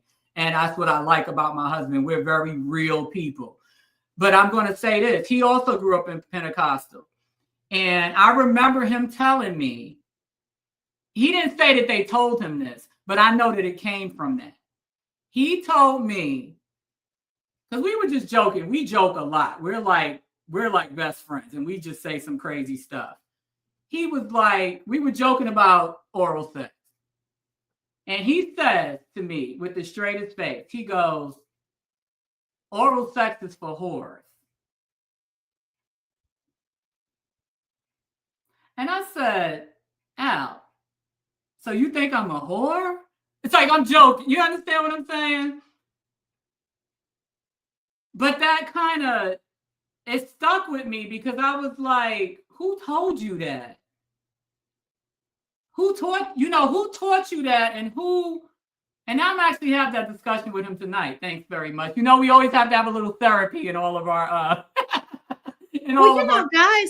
guys have, and I don't know, because again, I'm just talking from the standpoint, guys are brought up that they are always to be pleasured, because I've heard a lot of guys say, I want you to pleasure me, but it's not my job to pleasure you that way. You're always supposed to be pleasuring me.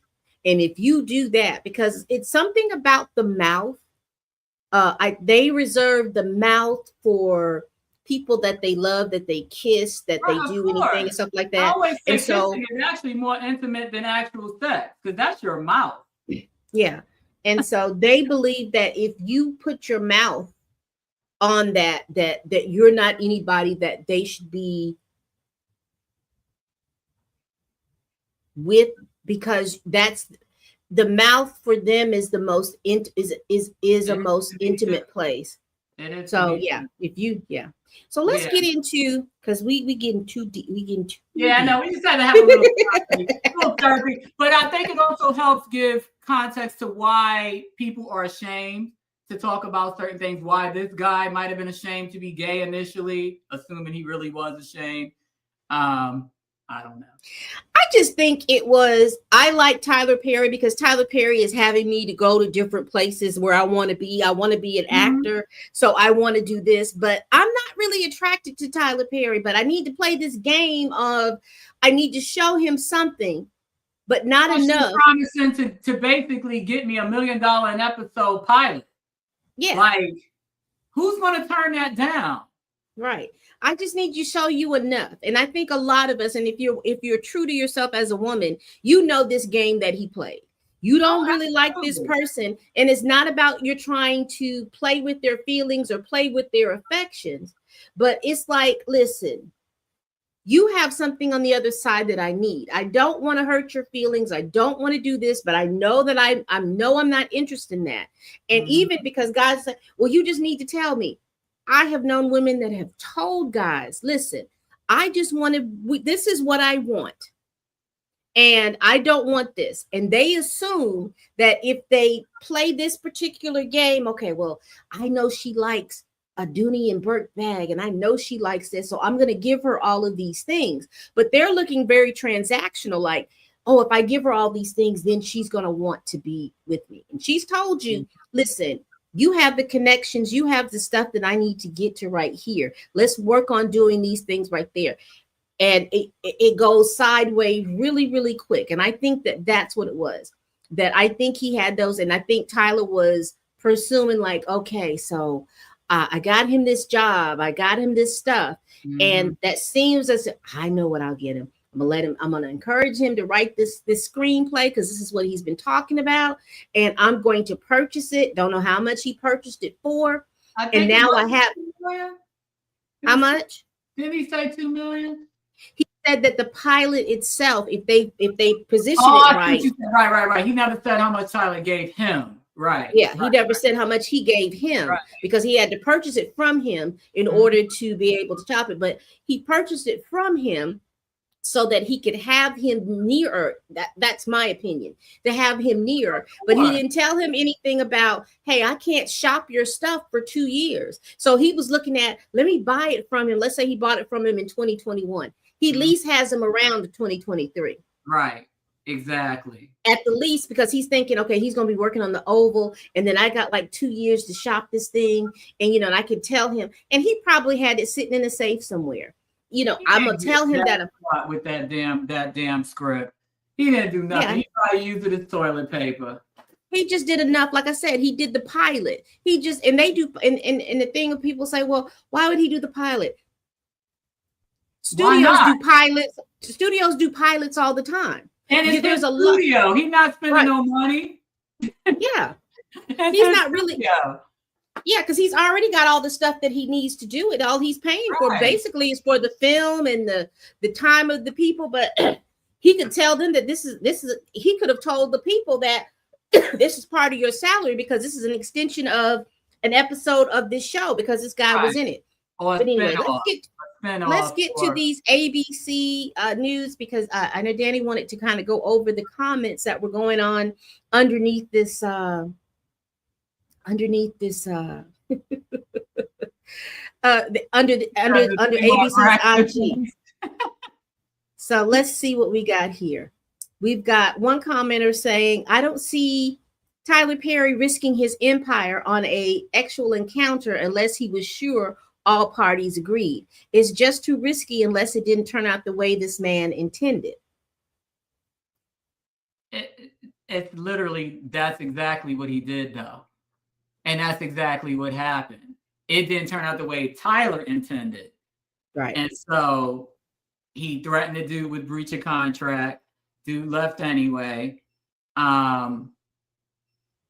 Oh, but remember, Pam, he also had a whole big text exchange with him about how and why he killed him. So now I don't watch none of his stuff for the most part. But if you want to go back and just play, Where's Waldo or what is it called? I Spy. It seems like whenever somebody on one of his shows get killed off, it's because they didn't piss them off.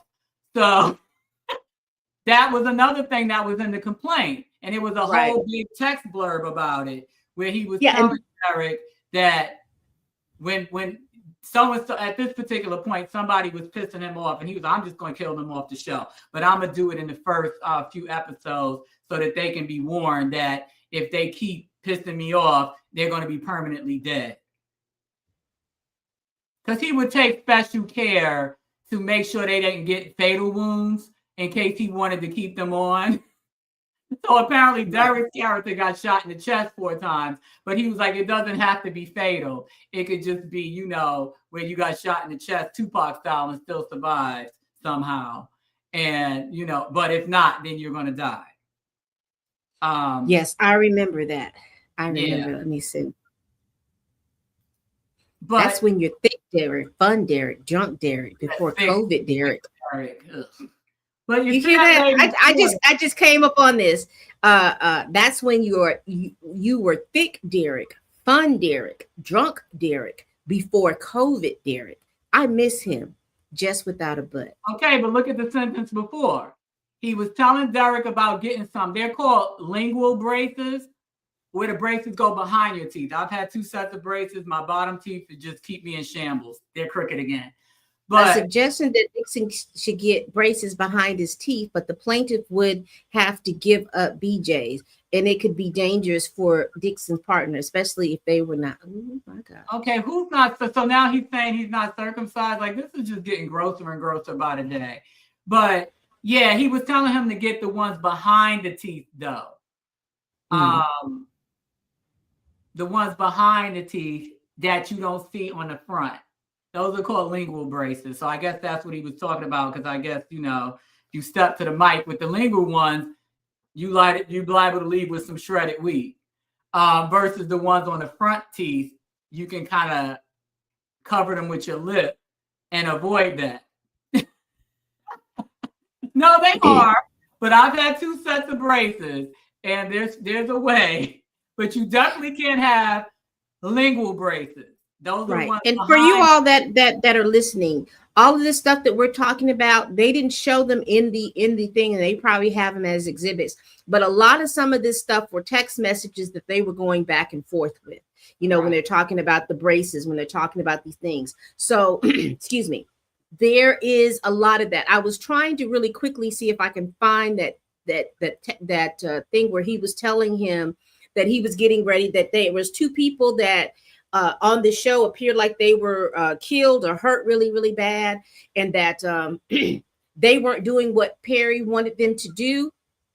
And so he was going to film their scenes earlier so they would know that if they don't straighten up, they could be killed off the show.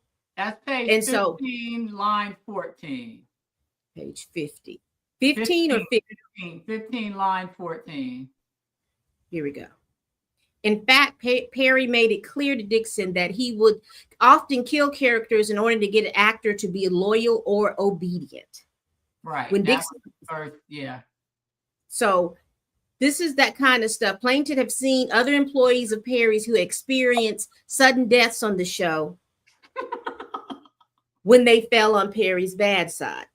Mm-hmm. So he's telling him all of this stuff. So yeah. I just need for you all to understand where all of this is coming from. And I'm quite surprised that there is not a class action suit.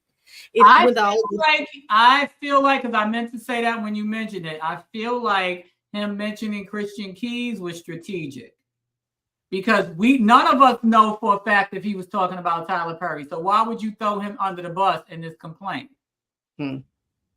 Unless you've had, because at the end of the day, Christian could come back and try to save his own ass and be like, yo, that's defamation. What are you talking about? Right. And like I said, I understand, but it's also my understanding that behind the scenes that there was some kind of agreement. So he may not want you to say anything because he may have signed some type of agreement. Go back to page 4, line 12. Yeah, but once a crime is committed, that agreement is null and void. You cannot force somebody to honor an NDA when a crime, sexual assault, is a crime. Right. Derek Dixon, line 12. Okay, it's on a different screen than mine. Yeah, go ahead. Right here, Derek Dixon was Mr. Perry's sexual desire ever since they became acquainted. No, Dixon was working. It's the actual page 4 of the document. Okay, I'm on page 4.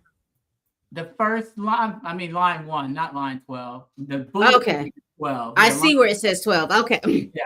In one such exchange, Perry stated that he could fix things because the actors of a show he was filming should all be scared because they were all shot and we don't know who lives, meaning that Tyler Perry was going to use this as a tool to gain compliance with his desires. And then there's the text message.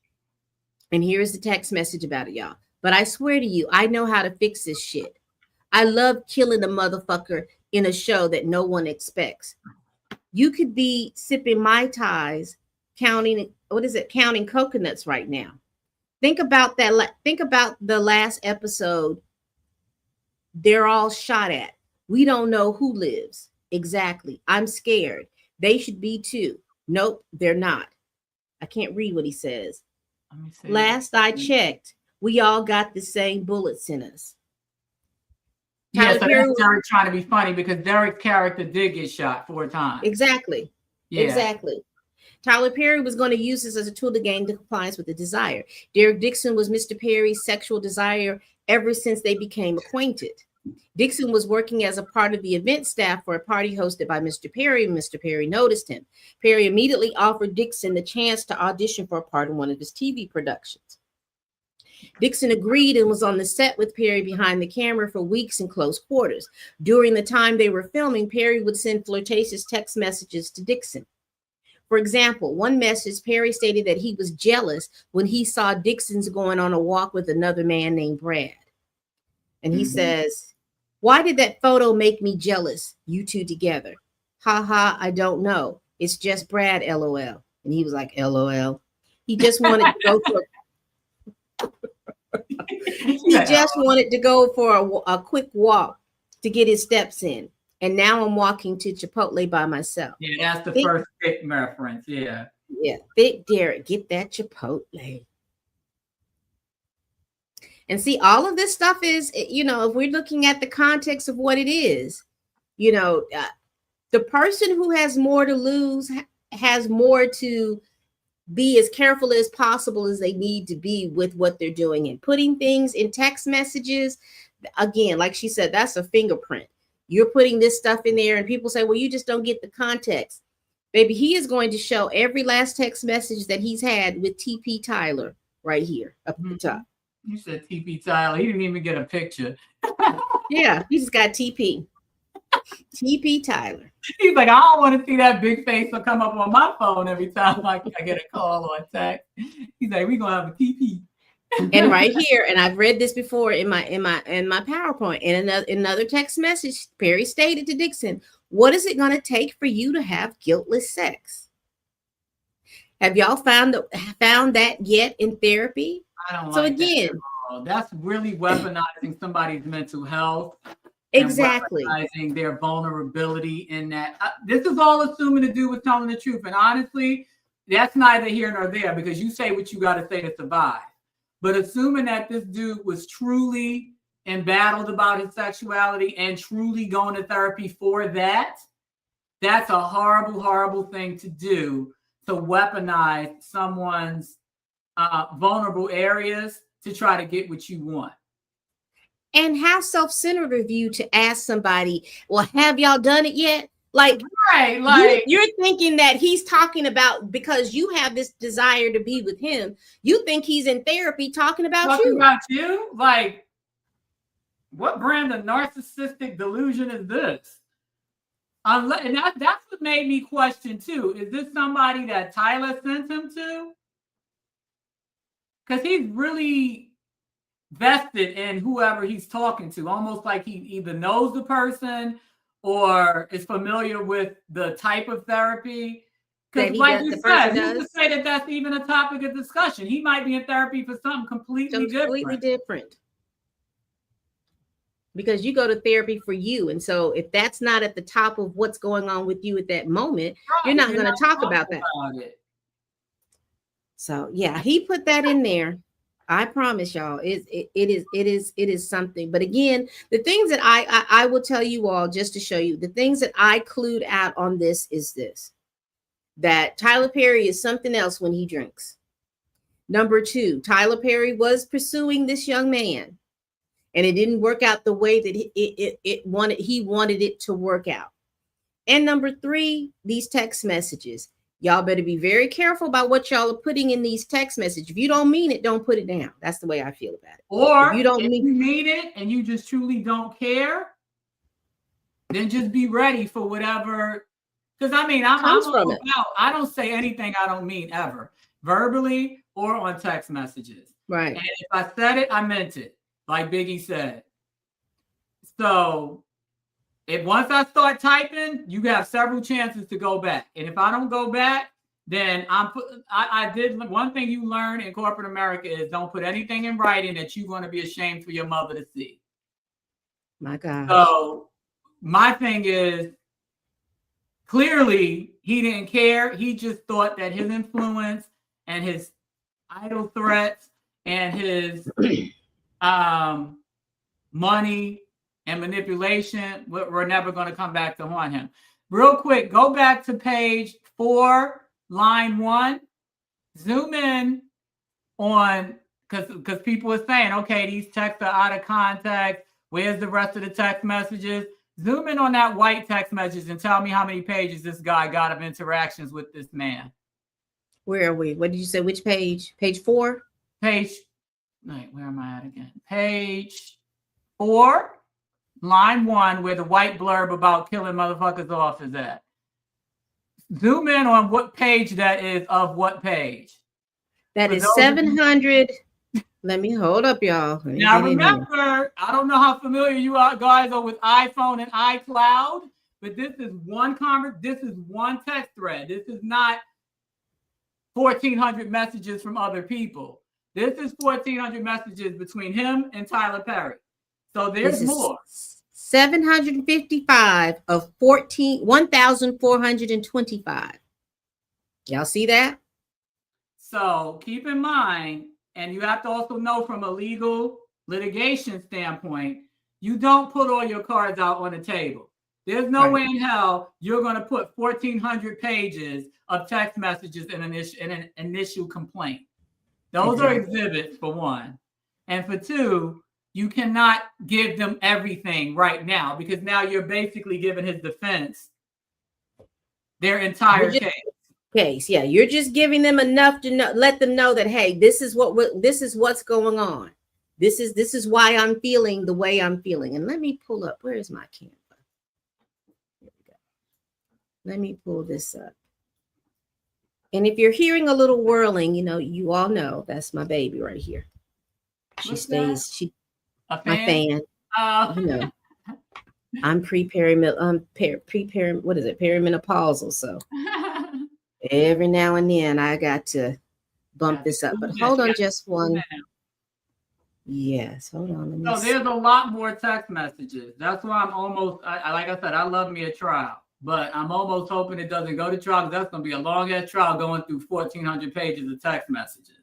Yes. And so you're talking about a good time frame between 2020 and 2023 going into, because if you really want to look at it, 2020 to 2023, and he stopped really messing with him around 2024.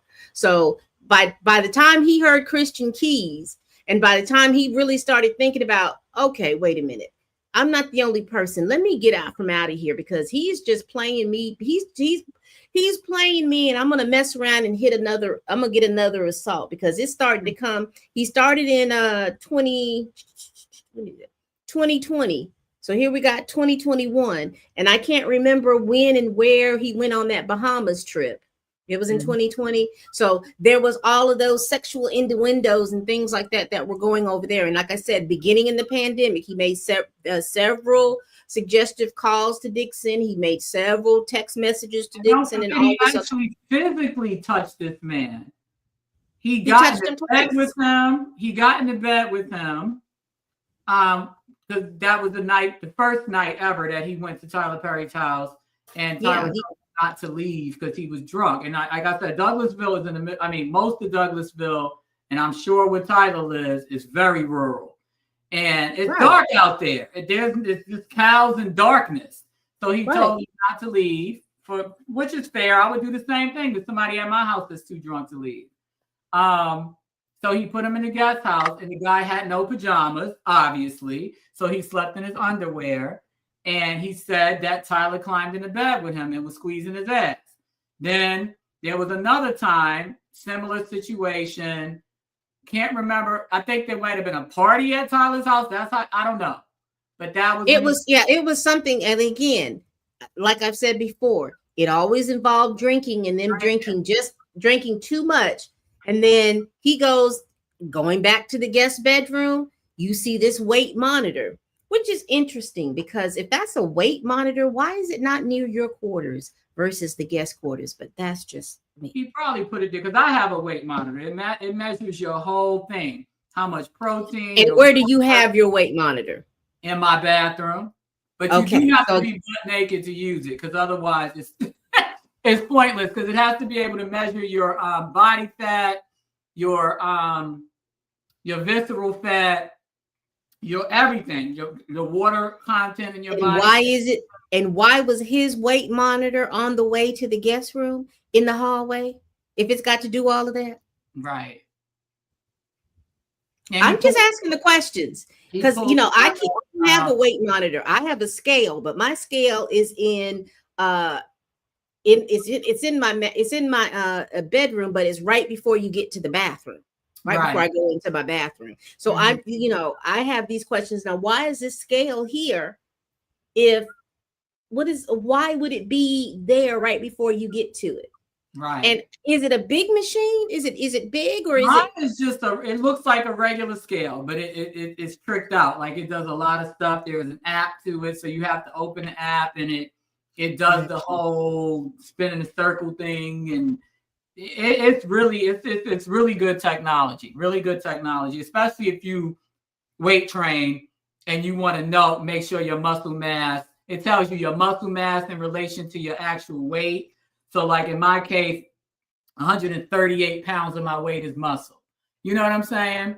So it tells you that. So it's really good. And I totally see Tyler having a $40,000 version of it.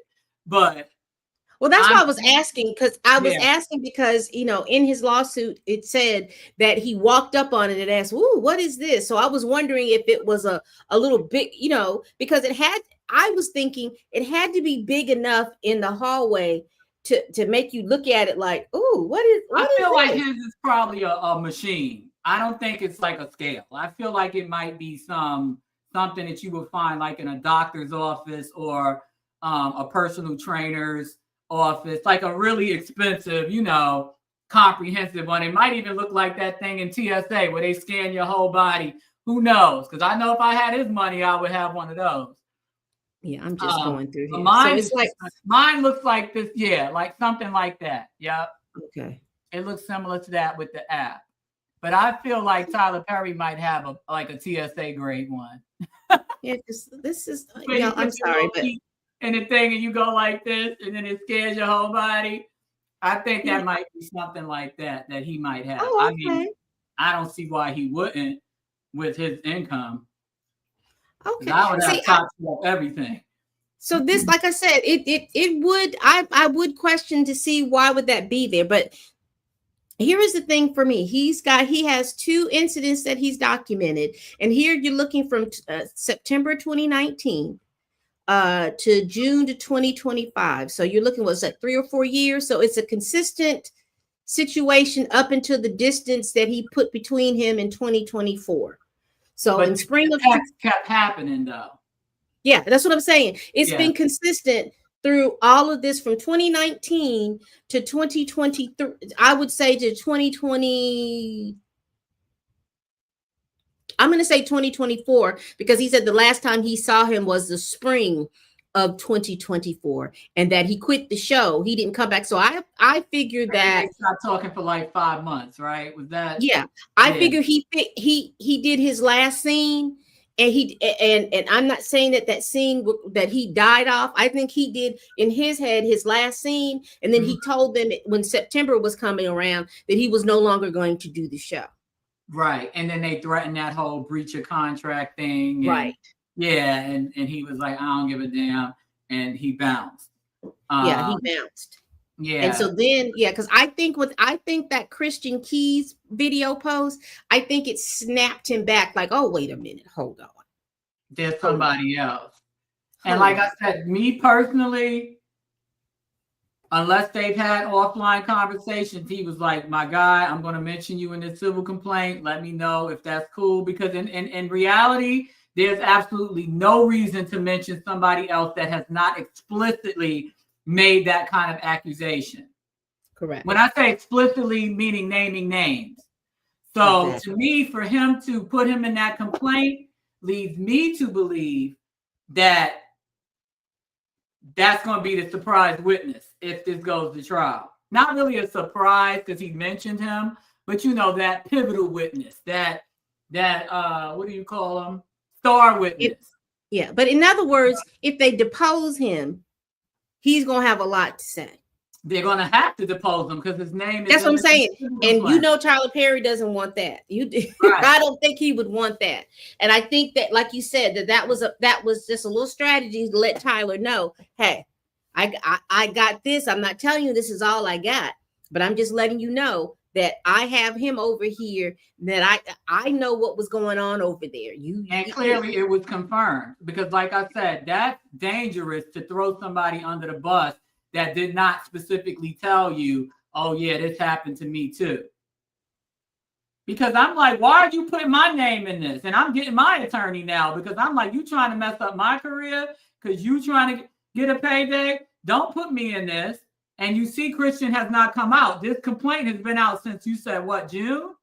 June. And Christian hasn't come out and been like, I don't know what he's talking about. I don't know why he put me in this. I don't know. And get his own attorneys to say, take my name out of that because I don't want nothing to do with that. So considering that has not happened, I mean, you don't have to be a legal expert to exercise common sense. A lot of this is common sense. A lot of this is stuff that a 13-year-old can kind of put two and two together and infer from, especially with now these 13-year-olds, they be plotting and scheming their damn selves. So on these social media apps. So it's not that hard to put two and two together. We're not saying anything slick. I'm just reminding you of the implications of doing something like that and then the person not coming out and doubling back like, yo, you need to get that out of that complaint because I don't have nothing to do. This is between you and him. Exactly. And he had, like I said, I don't know what he's done behind the scenes, but there's nothing that's been public because, like I said, he didn't publicly say that it was him. He just said a Hollywood black billionaire. But he also didn't walk back the people saying that it was Tyler. Right. And he also didn't walk back the fact that he specifically named in his complaint as another victim. Right. All right. So let's move on because we are at 2 hours and 32 minutes. It goes. It always happens despite best intentions. But in all fairness to me, I kept my ADD in check and I probably only ate up about 10 minutes of this time. So. So we've got the person saying that Tyler Perry, I don't see Tyler Perry risking his thing. Like we said before, I don't think it's about the business side of Tyler Perry. I think it's about the personal, emotional side of Tyler Perry that sometimes overrules that other part of your brain. I'm going to continue. They talked about Home Depot, distraction from the development thing, though. Right. And that self-sabotage. It's like you don't care about anything else but what it is that you're focusing on. And here's another one. Tyler isn't that type of person. It's not in his character or what he is and what he stands for. And I'll go back to what Gary mentioned. Let me go back up here. Let me see because I looked the person up and then I just took him down. Gary made a good point too, because I have a couple of neighbors, current and former, living these lifestyles. They think we don't know. But here is this man right here, because I'm strictly going by this comment right here, that Tyler isn't the type of person that is not in his character or who he is and what he stands for. And Gary mentioned this person, and I looked him up while I was looking. So this man was a U.S. senator. He was a Republican congressman from the Illinois congressional district, right? He's a Republican. We find out later that he came out that he's part of the LGBTQIA community. Mm-hmm. But while he was in the Senate, he was voting against his best interest. And so when people from the outside look at it, you think, oh, well, his character is that he's a good Republican Christian man. He's doing A, B, C, D, E, F, G. But this man, and also too, Gary was talking about the conflicts the conflictions about coming out, about the sex and all this other stuff. So you see this man right here who was conflicted about his sexuality, and to save face, he was voting against his own best interest, being a gay man. Mm-hmm. And so when we start talking about, because again, Tyler Perry hasn't come out to say that he's bisexual. I would assume that he would be. And I don't know. I said I would assume he would be, because he has been in relationships with women, and that's what we have seen him be in a relationship. Yeah, but he has, and he also has a son that he's raising. So at some point, at some time, without heterosexual sex now, it's 2025. And so Michael Jackson did it. Just because someone presents something to you and he is good about, and particularly in his speeches about Bible verses and all the things that he does, he still can be that person, but also have these desires that he wants. And remember, how you present publicly is not always how you present privately. So we only know the public persona of who Tyler Perry is because that is what he presents, and that's his image. That's the same thing with any actor, anybody that works in Hollywood. This is how we start talking about PR relationships and all this other stuff that we talk about for the people in Hollywood. How they are personally may not be reflected on what they give us. Some of the people that come out, you may think that they are stand-up dudes, but behind the scenes, they pushing people, they beating folks' heads through the washer and dryer. There's between the toaster and the air fryer. Right. You just don't know. And then Marcus here says, were they in the bedroom together? I'm so lost. Why was he climbing in the bed with him in the room? I'm generally not understanding. How Marcus? About you Google the complaint, Marcus? No, I think a lot of times what it is that when people who are uber heterosexual, they claim to not know what's going on, but they know what's going on, but they like to speak like, I don't even understand that whole thing or that whole, that whole lifestyle. The lawsuit is very clear. And in my thing, did you not listen to the clip? He clearly explained how they ended up in the bed together. So what are you asking? They know they did not go to bed together. He was in the bed by himself, and Tyler Perry slid his big ass in there and grabbed his butt. Like, what part of that did you not understand? So not only do we not read, we don't pay attention and listen either. No. Hey, how are you today? Like, I'm confused. Listen. Okay. So we have this next comment, Joseph Blackman Dread. My question is, how is everyone so sure that this man is lying? Just because you are a Tyler Perry fan doesn't mean that he's perfect. Right. And so like I texted you, I said, how many times have we seen this story play out? No, I put it under your comments. How many times have we seen this movie in the last 5 years? And it turned out every single time, for the most part, that the complainant won. So, I mean, at what point are we going to stop singing that song that, oh, he never do that? I'm all jokes aside. When are we going to stop singing that song? When are we going to stop pretending like settling isn't an admission? It is. I don't care what you say, because inevitably something always comes out after the fact that substantiates the complaint. Right. And also, and also too, not only that, but I also want to add on too, particularly the type of business that you're in. If the type of business that you're in requires that your character and your personal life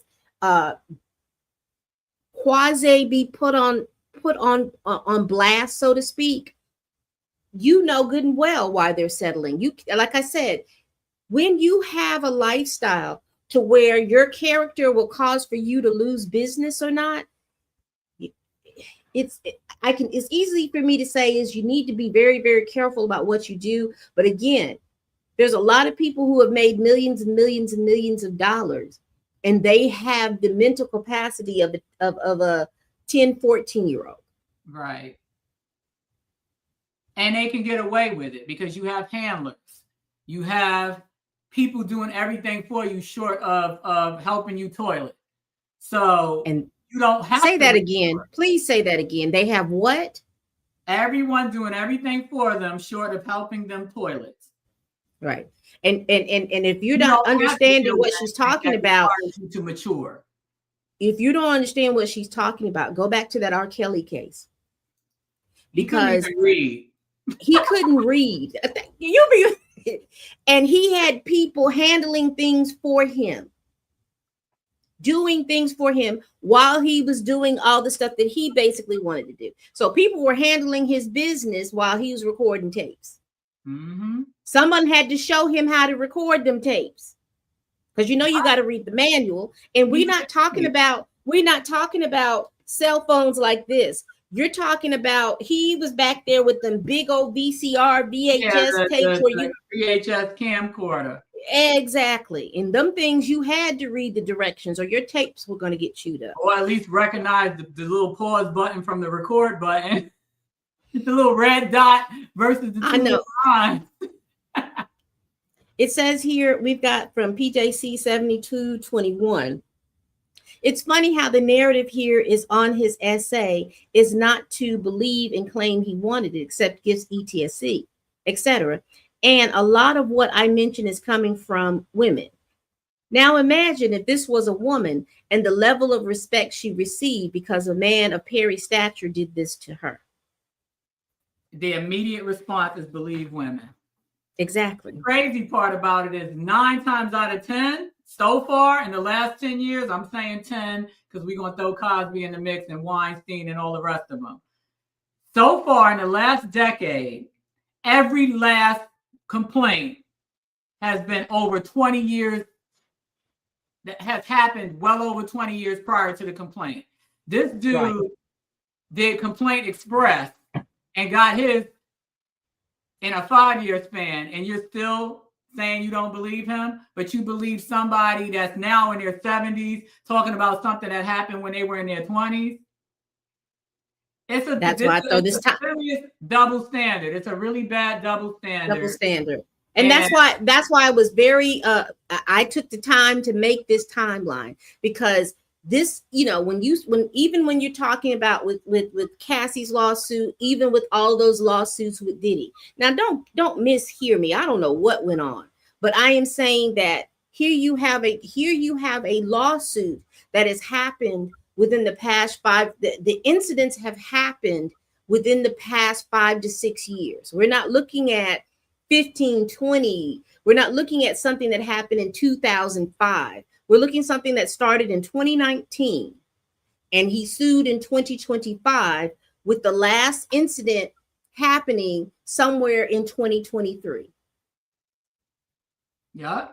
And then you got to remember too, I always say the irony in, because we're from the generation that we were adults by the time internet became available for home use and personal computers became affordable enough for home use. And the irony in that is our generation had nothing, including all those older women that came out at 60, 70 years old talking about something that happened to them when they were in their 20s. We have all this technology at our fingertips.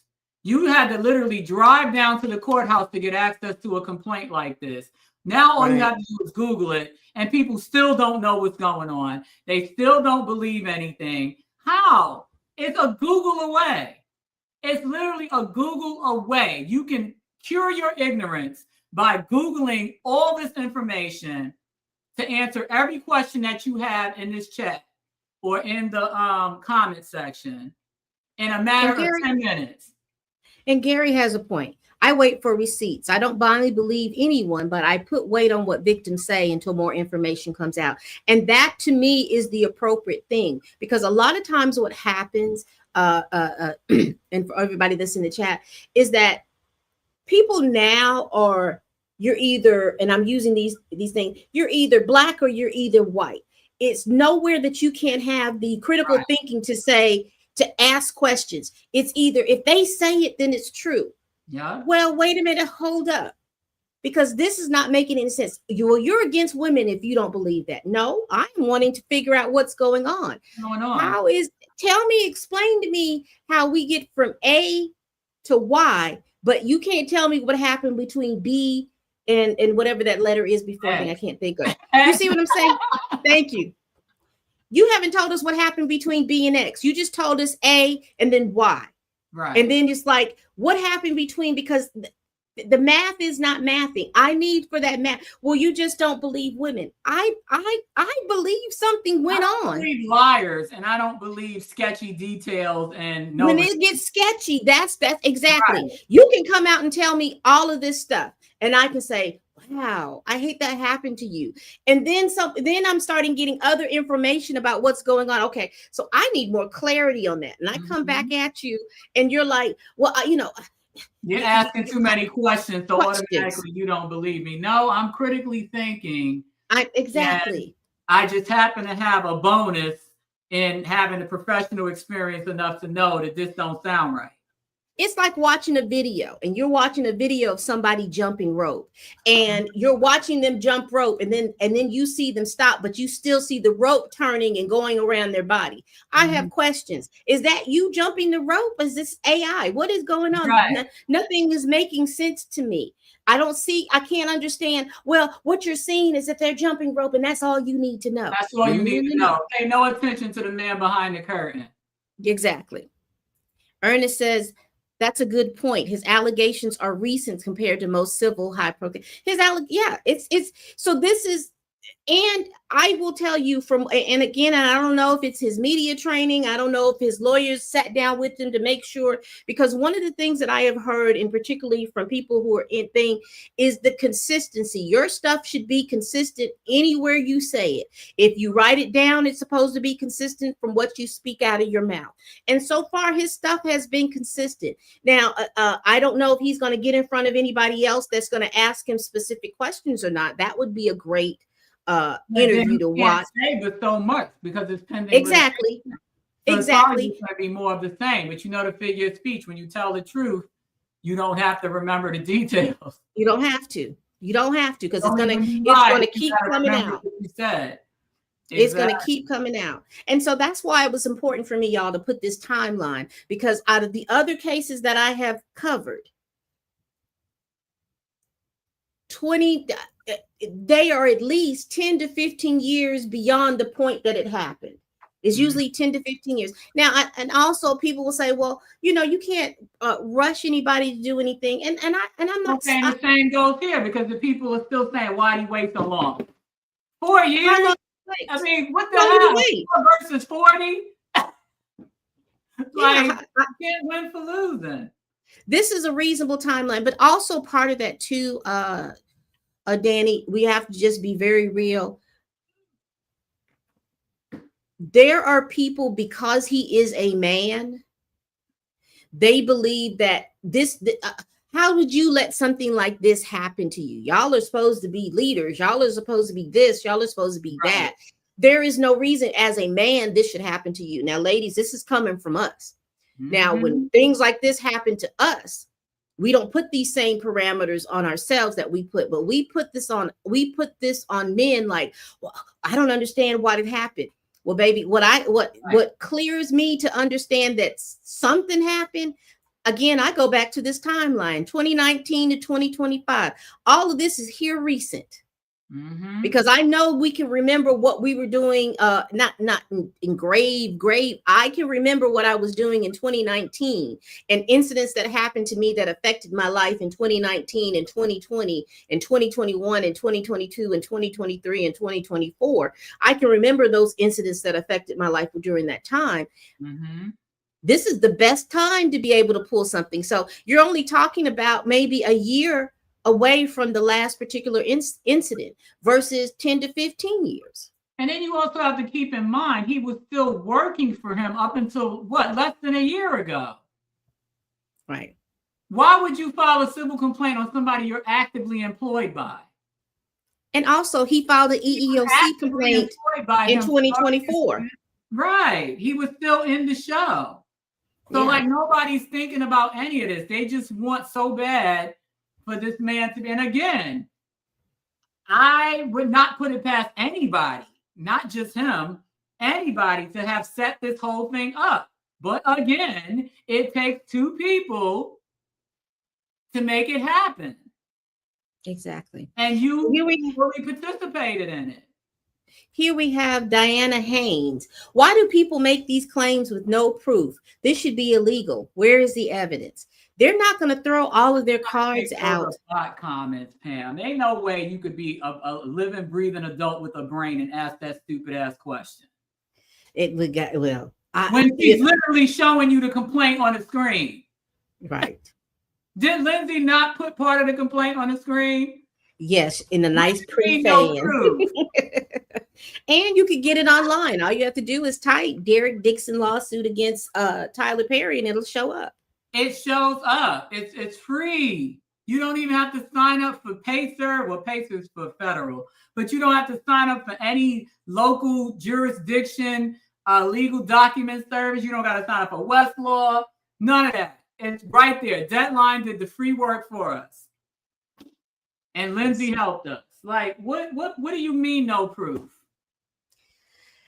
McKinley says, I knew something was off with Tyler Perry. I mean, how did he get so rich so quick without the evilness of Hollywood and being controlled by that evilness? I don't know. I don't even understand the makeup of that question. Oh, unless everybody thinks that you're when you go to Hollywood, because you have a lot of folks that are really deep in their faith that believe that anything. Well, this is Pamela speaking, so I need for you all to understand when I say this. I don't have much against church folks. I understand church folks, but I am going to say this. A lot of times, what I have seen is those pastors or preachers that are in the pulpit, anything, and they are up there for nefarious intent, anything that's going to compete with them and the money in their pockets, they will say that it is evil and Illuminati thing and all this other stuff. And the reason, because church folks have an issue with Hollywood. Why? Because Hollywood, quote unquote, takes a lot of money out of their pockets. Well, they only have a problem with Hollywood until those Hollywood people are tithing and donating. Yes. But once they start donating, then they're the salts of the earth. But they have an issue with that. And plus, they're the main ones supporting Tyler Perry in this, though. Yeah. Black church people, when everything he stood for in the last 5 years has been anti everything that you're taught in church.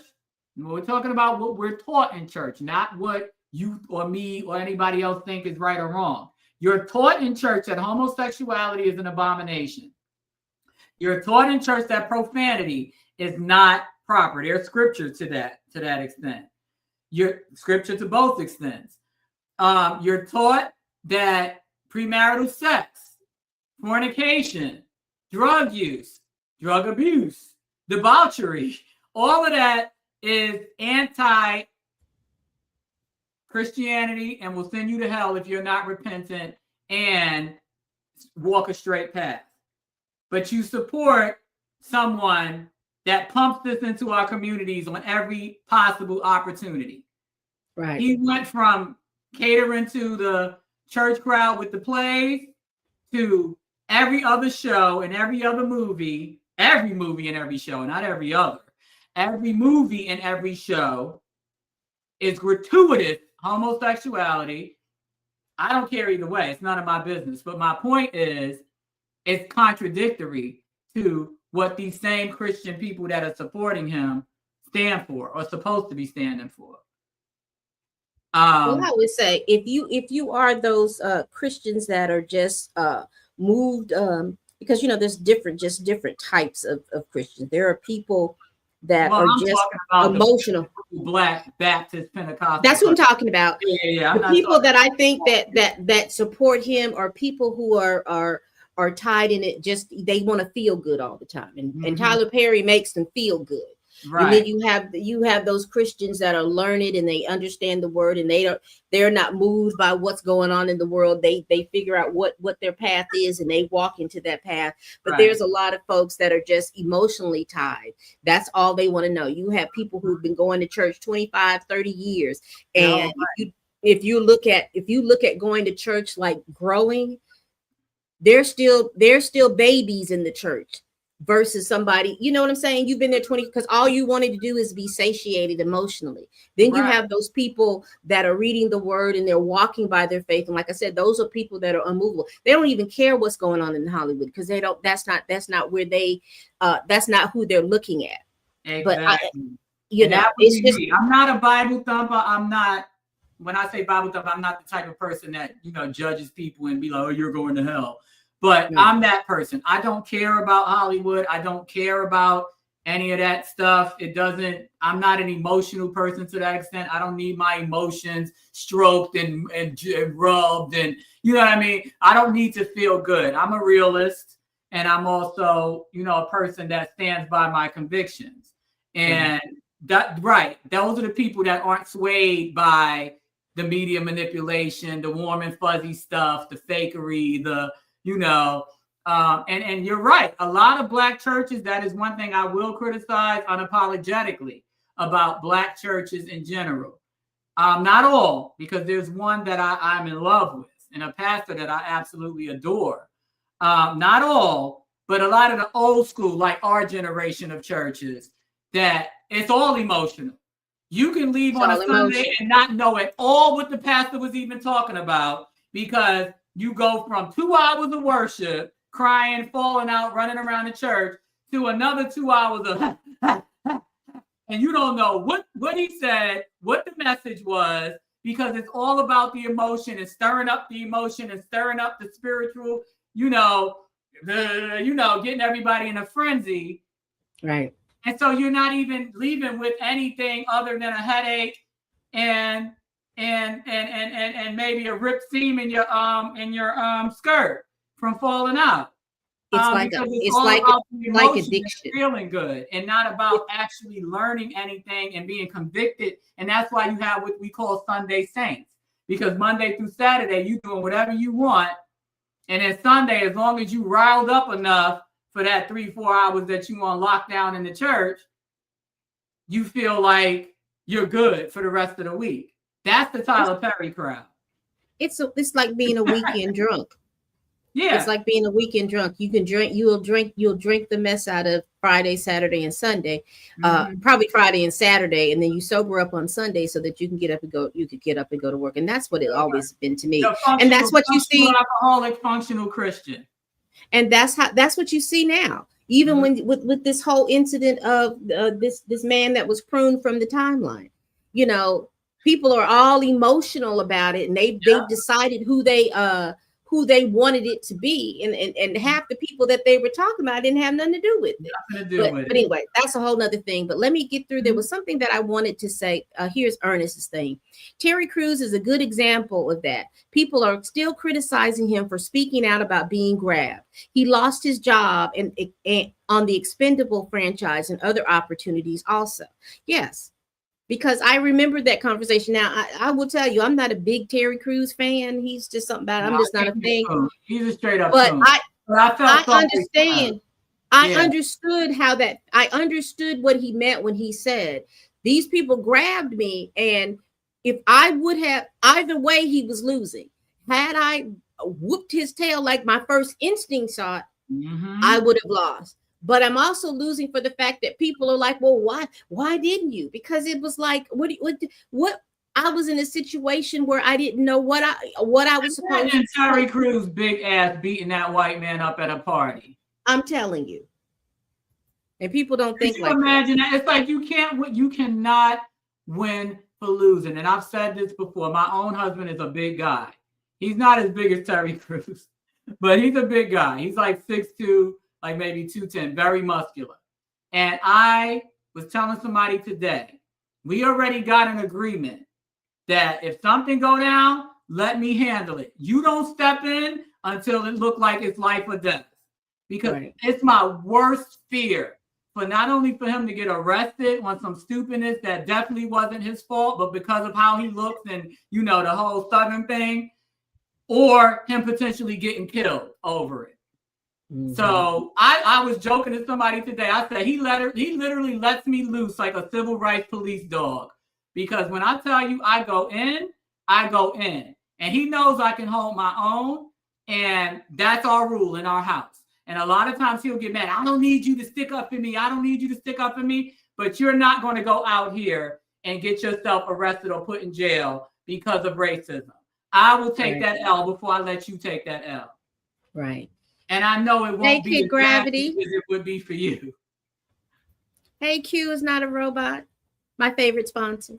Oh, I've never seen Q is not a robot. Hi, Q is not a robot. He might be a robot.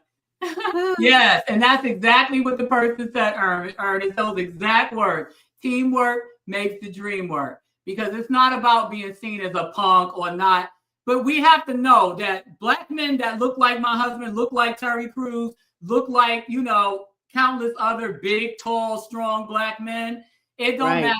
And my husband is a gentle giant. When I tell you I'm the confrontational one, I be going out there flipping tables. And he'd be like, yo, calm down. He can still stand there and be quiet, and they still would pick him and decide that he's the problem. You understand what I'm saying? So we have to have that agreement, and he has to adhere to that. And I'm like, quiet, be quiet, be quiet. I have to talk quiet, and I'll jump out the car. You know what I mean? I'll be the one to say what I got to say. I'm the one cursing people out the car window, and I stay strapped. So I'm like, we could do this or we can't. Look, you can do this the hard way or we can do this the easy way. You know, I've always said, you know, the reason why I think that a lot of times our people get a lot into a lot of different things is because somewhere, somehow, some way, and I know it, if you're from the South, I know most of the time it's not us, but somewhere, somehow, some way, people have convinced you as someone that looks like us not to be strapped. A lot of these things cease to exist. Well, it's a political thing, you know, the Democrats. Yeah. Because if you're a lot of these things cease. You don't get into as many arguments as people think when they understand clearly that you are locked and loaded. And people be like, well, yeah, you. It is not the tool; it's the person who has been trained to utilize that tool. I will tell anybody, y'all have range. Excuse me. Y'all have gun ranges. Y'all got all this other stuff. Just like you go and you practice your shot in basketball or practice your catch in playing football. Y'all need to be practicing how to do that. These people who are coming at you and telling you not to do something, they've been trained since they were 5 years old. And that's why when people talk about, oh, this person was 22 years old, there's no way. Yes, there was a way, because he probably could have made that shot at 12. Yep, legally. In the South, they take their kids hunting as children in diapers. And we are self-righteous to protect ourselves. If you have a firearm, get a firearm. Okay? Stop playing with your life, because it don't matter your political position. Just like I remember I went to go see Dave Chappelle about 10 years ago, and he made a joke, because, you know, he's out in Ohio, and he says, I'm not pro-gun. I'm pro-protecting myself against those who are. And then he made a whole joke about buckshot versus birdshot. He said he gonna warn you with the birdshot, and if your ass don't back down after that birdshot, you get in the buckshot. So basically, for those who don't know, if you got a shotgun, birdshot is not a fatal, usually won't be a fatal wound. It'll just kind of leave stippling on your person, on your skin. But that buckshot, that's gonna leave a hole the size of a cantaloupe. So if you don't back down after that birdshot, then you get in the buckshot.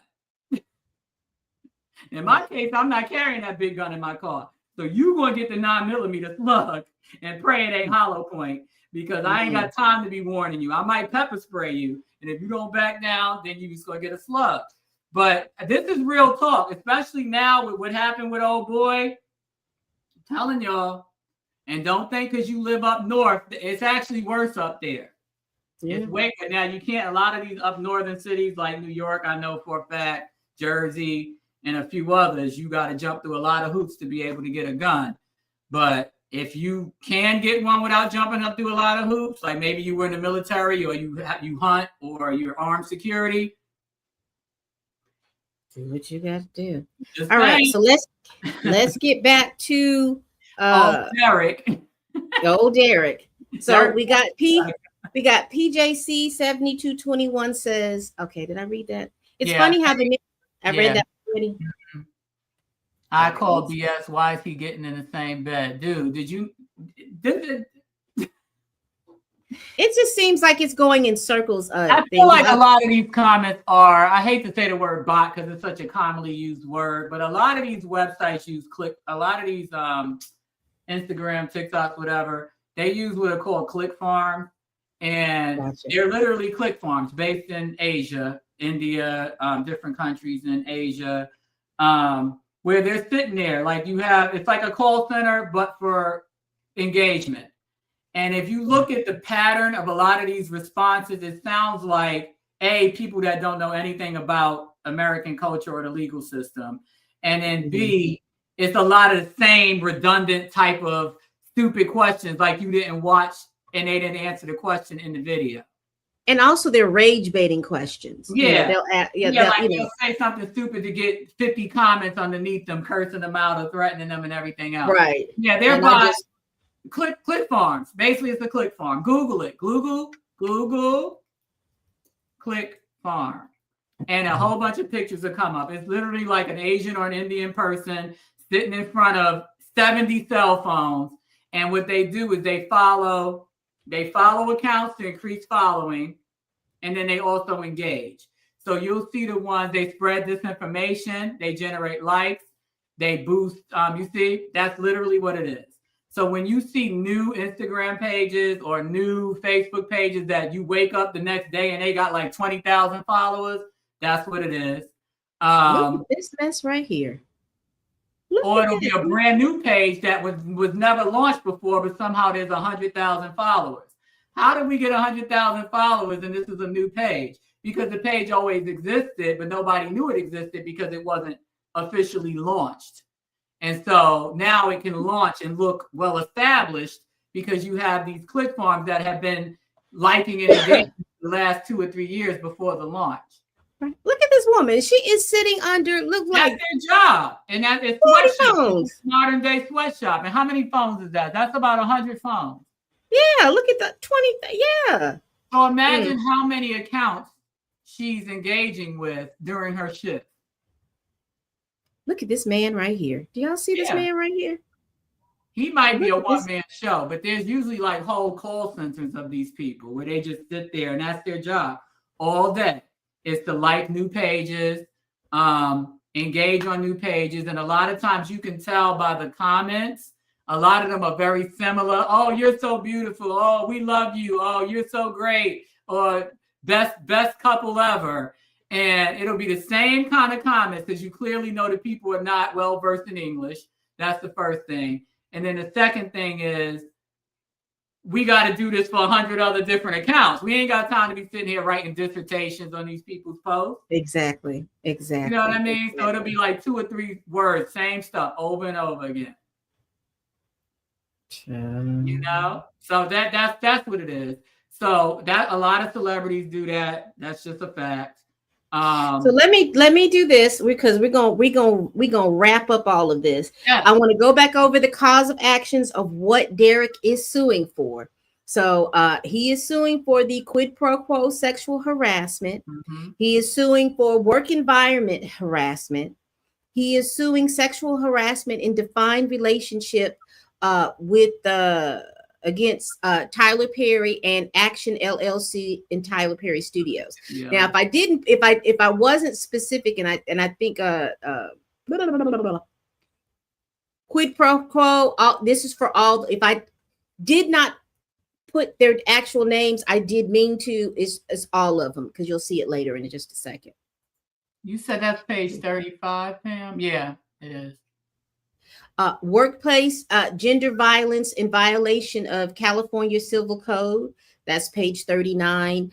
Violation of the Bain Act, and that is in California. And again, the Bain Act, also known as the Tom Bain Civil Rights Act, is a civil code in California that forbids people from interfering with a person's constitutional rights by force or threat of violence. Now, all the other things that I cover in regards to celebrity legal news, it's usually federal.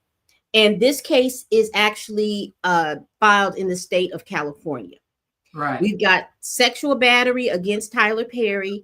We have sexual assaults against Tyler Perry. We have negligent hiring, supervision, or retention of an employee against Tyler Perry Studios. We have intentional infliction of emotional distress, and that's for all of them. And then we have retaliation. I think that's the Federal Employment and Housing Act over there. So these are the 10 causes of action in which Tyler Perry is being sued, and his company being sued. I put the link in the chat. Thank you. Starting at page 35 is where you, if you want to skip past all the drama and just go straight to the causes of action, that starts at page 35. Yes. And again, we have gone over all of these different sections of the lawsuit. I tried to get a good section of it, but please go back and watch the live stream. You will get most of all of this. I'm just trying to get down to my favorite part that he's suing. The big red. $260 million. And I think that, like I said, I think it was a deliberate number. Because I mean, it is deliberate. It's deliberate. $1 billion. So if somebody's worth $1 billion, because they keep just saying $1 billion, they don't say 1.1 billion, 1.3 billion. You're worth $1 billion, and somebody wants a quarter of that. So that seems like a really strategic and deliberate number. In addition to what else we pointed out in terms of his potential to earn, had that pilot been successful at $2 million an episode. Because as you know, most of Tyler Perry's shows, because he runs everything, he runs the network. Well, yeah. They go for years. And so, he one of the things that, and I'm surprised that people haven't kind of caught on, because this is what has made his money. His model approach is everything is getting ready to go to syndication. So when he presents these shows to the network, they already have their 100 episodes. You need 100 episodes to go into syndication. He already has the 100 episodes there. So when they even put it on and they purchase it, he knows that they're getting ready to go into syndication, because they're going to have to run all them shows that they paid for. Right. So let's just say this guy's show lasted 5 years at 10 episodes a year. That's 50 episodes times $2 million per episode. That's $100 million right there. I'm not talking about overhead. I'm not talking about taxes. I'm just saying straight up, that's $100 million right there. So that's a little less than half of what he's asking for just on lost wages. Right. But then the rest, or lost income, whatever you want to call it. And just want to show that, yeah, because he signed that show over to you, what, in 2021, 22 to kind of help shop it or whatever. Yeah, so that's what, 3 years now? Listen. Yeah. And here we go again. Tyler Perry's response from his attorney, Matthew Boyd, that this individual who got too close to Tyler Perry for what now appears to be nothing more than setting up a scam. But you see, he's intentional about his words, setting up a scam. So just take out all of this and just just look at setting up. You know what that reminds me of? This requires you to be allowed to let somebody set you up. But the wording. But you know what that again? It came and it went. But that wording reminds me of, you remember when Shannon Sharp got up there and said it was a shakedown? It can't be a shakedown unless you get shook. You allow yourself to be shook. Yeah. Yeah, It's like a that show shakedown. American Greed. I rarely ever feel sorry for the victims because without greed, there is no scammer to scam you out of your money. Everybody was greedy because why would you believe you're going to get 80% ROI on an investment unless you're greedy? Girl. So, Or it's a pyramid scheme. Right. You have to have been just as greedy as the criminal to get sucked in. I'm too cheap to get sucked in. My husband had one incident that scarred me, and it just happened last year. So we're working on getting that back. But that was nowhere near what he could have lost. But that was an investment scam. So my thing is, and it didn't have nothing to do with greed. It was totally like got scammed. Like he was trying to transfer the money and it got stolen, basically. It wasn't even him trying to make money on it. He was just trying to do a transaction and the money got stolen. So when you're actually trying to make money without supply, there's no demand, basically. So Tyler, you would have supplied to his demand of setting up this scam, apparently, because I'm not falling for it. And I'm damn sure if I do initially fall for it, it ain't going to go on for no 5 years, my guy. Like, if you're not giving up the goods, I'm moving on. Yeah, and that's why I said earlier when Gary was in the chat about could he not have just if that's all you wanted. There's so many people who make money with matchmakers that could get you in position to the people that the thrill of the thrill of the chase, the thrill of making this guy bend to his will, the thrill of potentially being his first. Because the way those text messages sounded, like I said, I don't think he would have been his first, but the way that the text message sounded as if Tyler thought he might have been or could have been his first real sexual encounter. Because remember, he asked him if he was a bottom or a top. And I don't think the guy ever answered because he kept saying, I'm not sexual. And then that's when Tyler said that he's a top. And when you got a big, and you hit the G spot, these bottoms go crazy. That's what he said, right? Yeah, something like that in the complaint. That's what he said. So that probably scared the dude half to death, honestly. If he was going to entertain it, he was like, oh, yeah, no, thank you.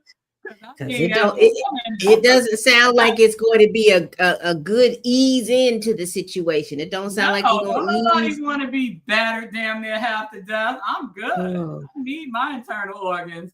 So he probably was like, I'm good after he said that. So good.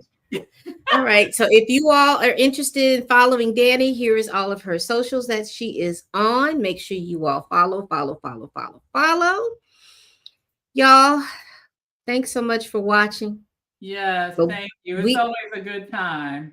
It's always a good time with Danny. Again, make sure you all are following her on all her socials, and I will try my best to get her back up because you all seem to enjoy her.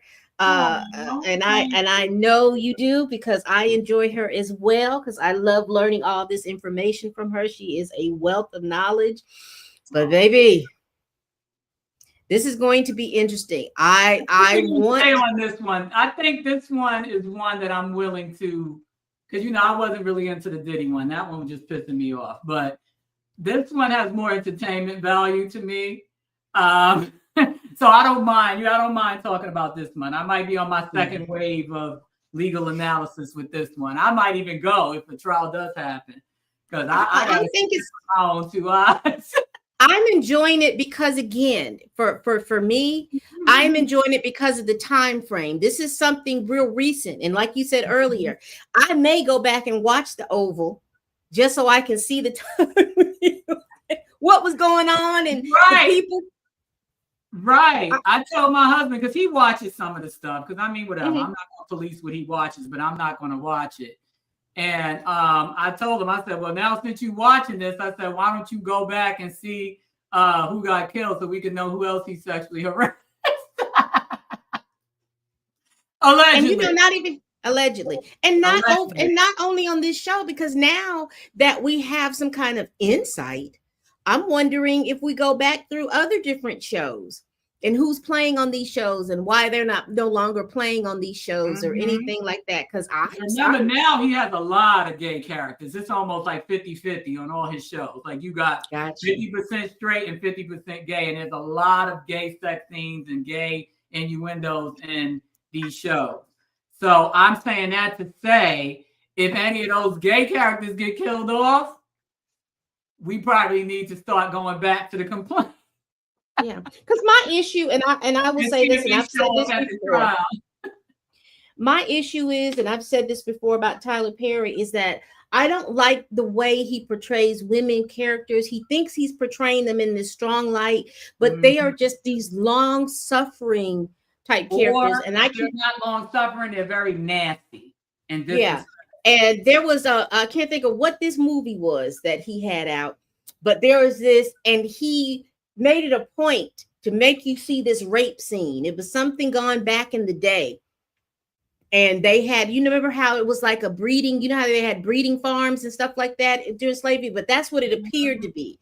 And there was this rape scene. And I think I wasn't supposed to say that word. That's not YouTube friendly. Great.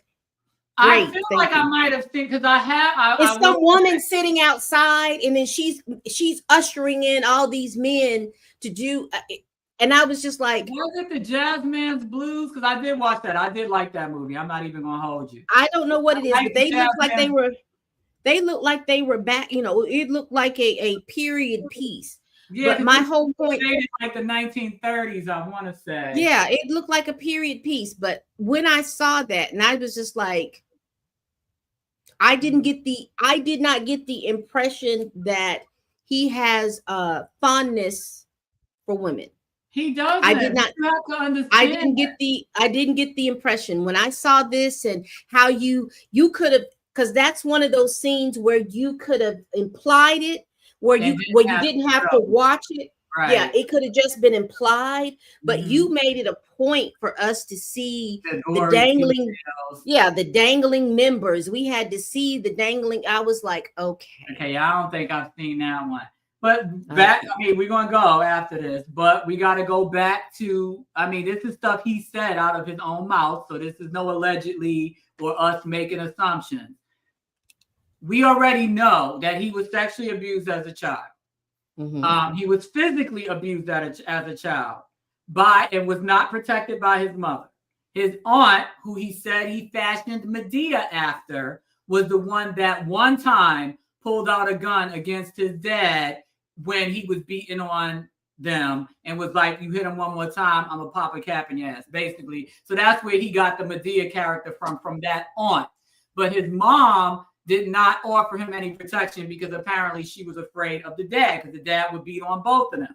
And I'm talking like savage beating. I'm not talking about a pimp slap here, a push there. He was straight up like brutalizing them in his beating of her and disciplining of Tyler. So fast forward, his mom's on her deathbed. She dies. I think he's about 40 years old when she dies. He did not find out until after she died that man was not even his biological dad. Mm. It was always thought. I can't remember how he said it. Kind of thought it came up, but didn't get confirmed that that's why he resented Tyler so much. But it was never confirmed. So he had to do a DNA test to find out that man was not his dad.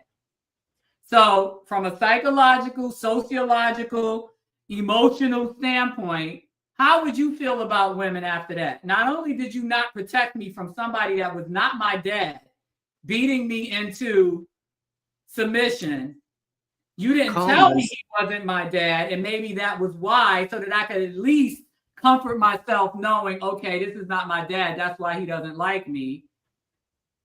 And then I had to wait until you died to find that out. So all the women in my life, including the one that did try to defend me, failed me.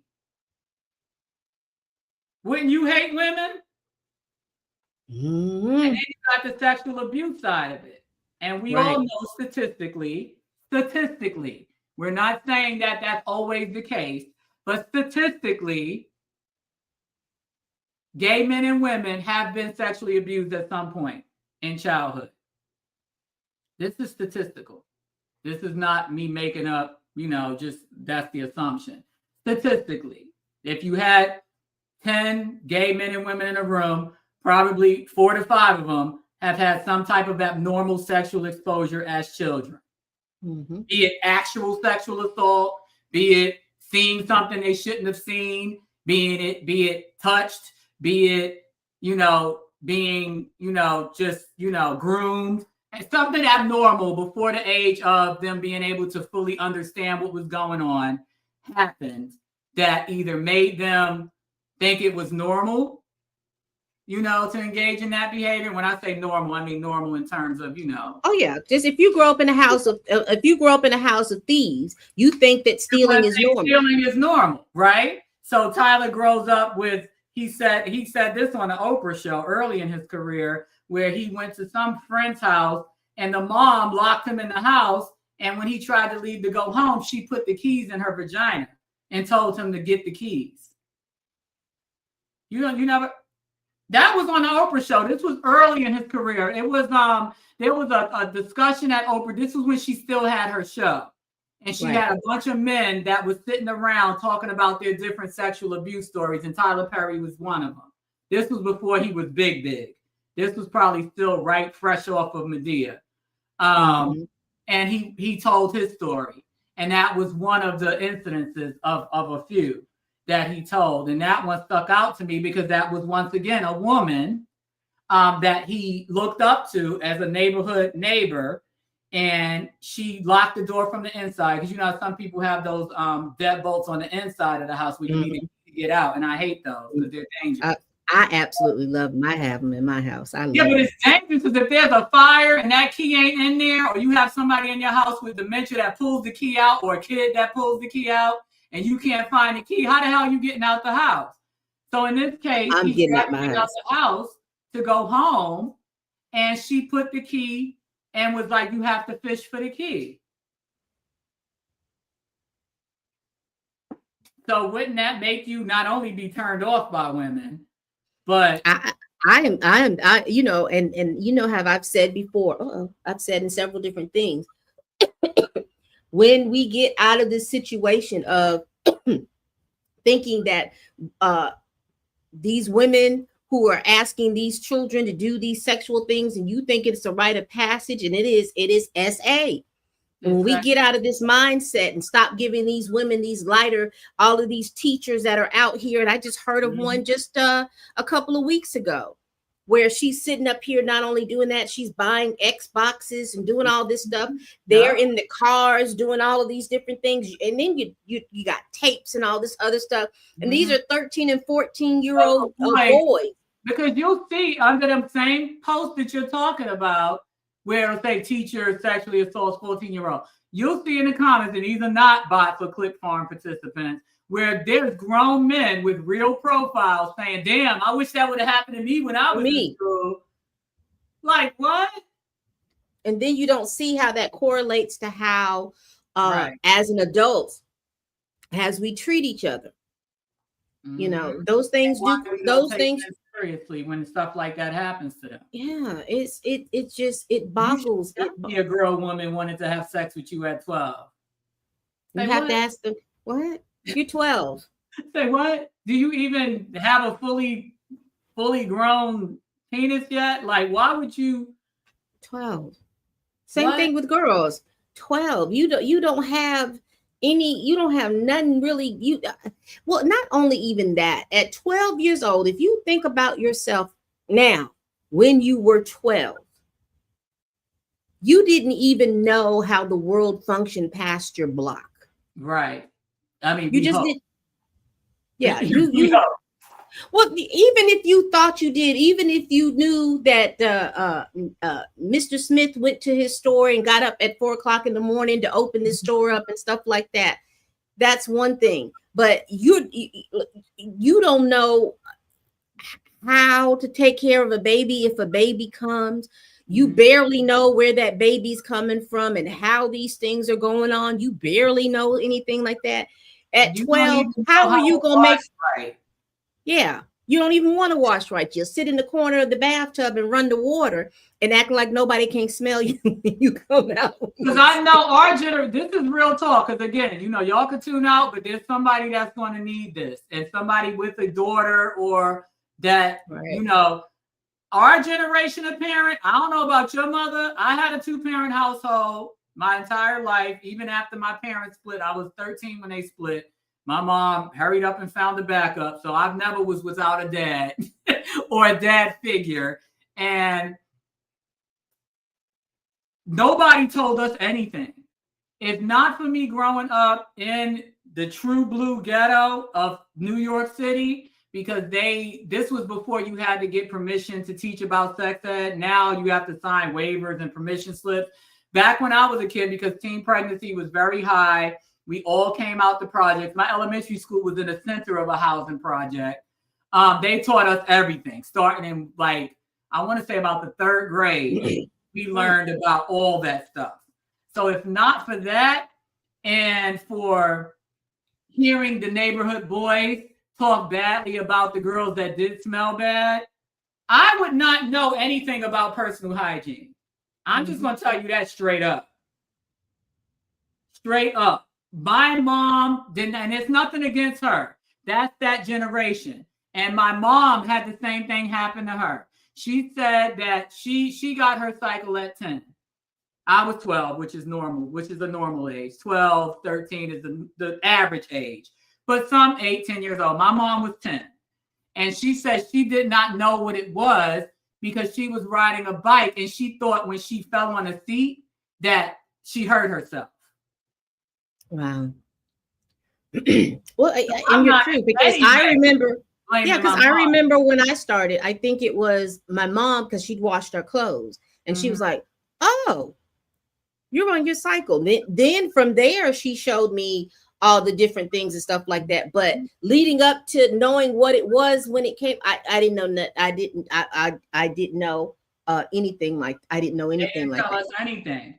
So what makes you think they're going to tell you? My school was the one that told us to not let people touch you and had the little doll demonstrations and all that. My parents told us none of that.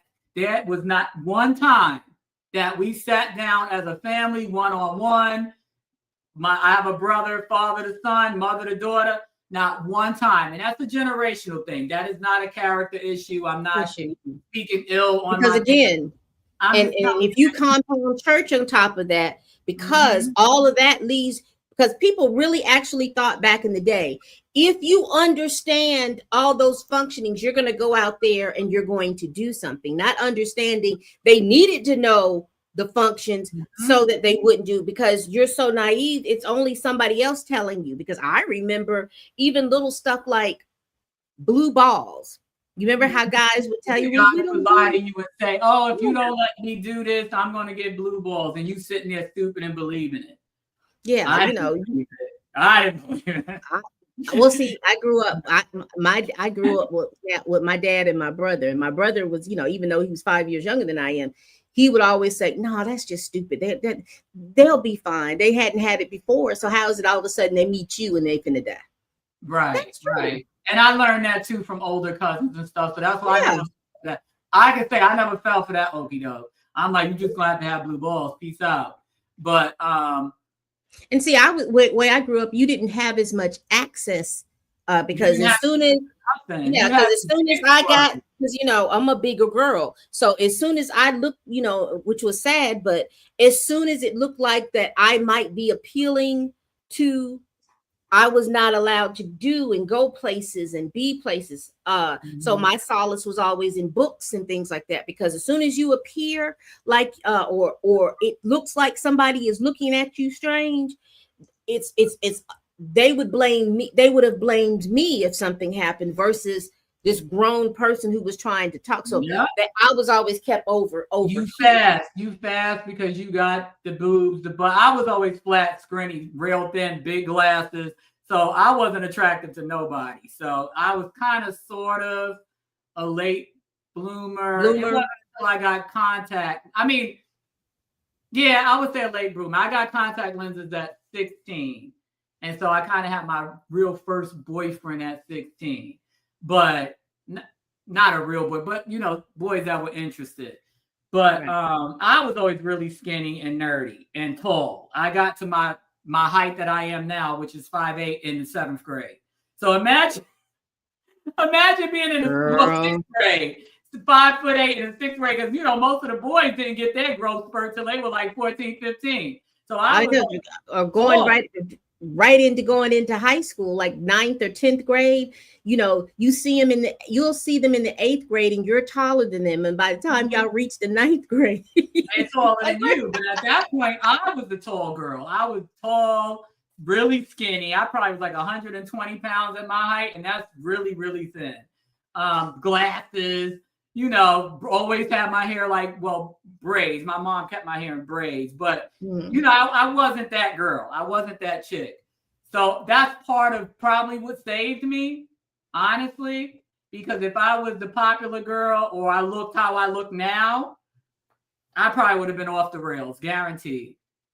Because, in urban environments, I probably would have been an R. Kelly victim, guaranteed.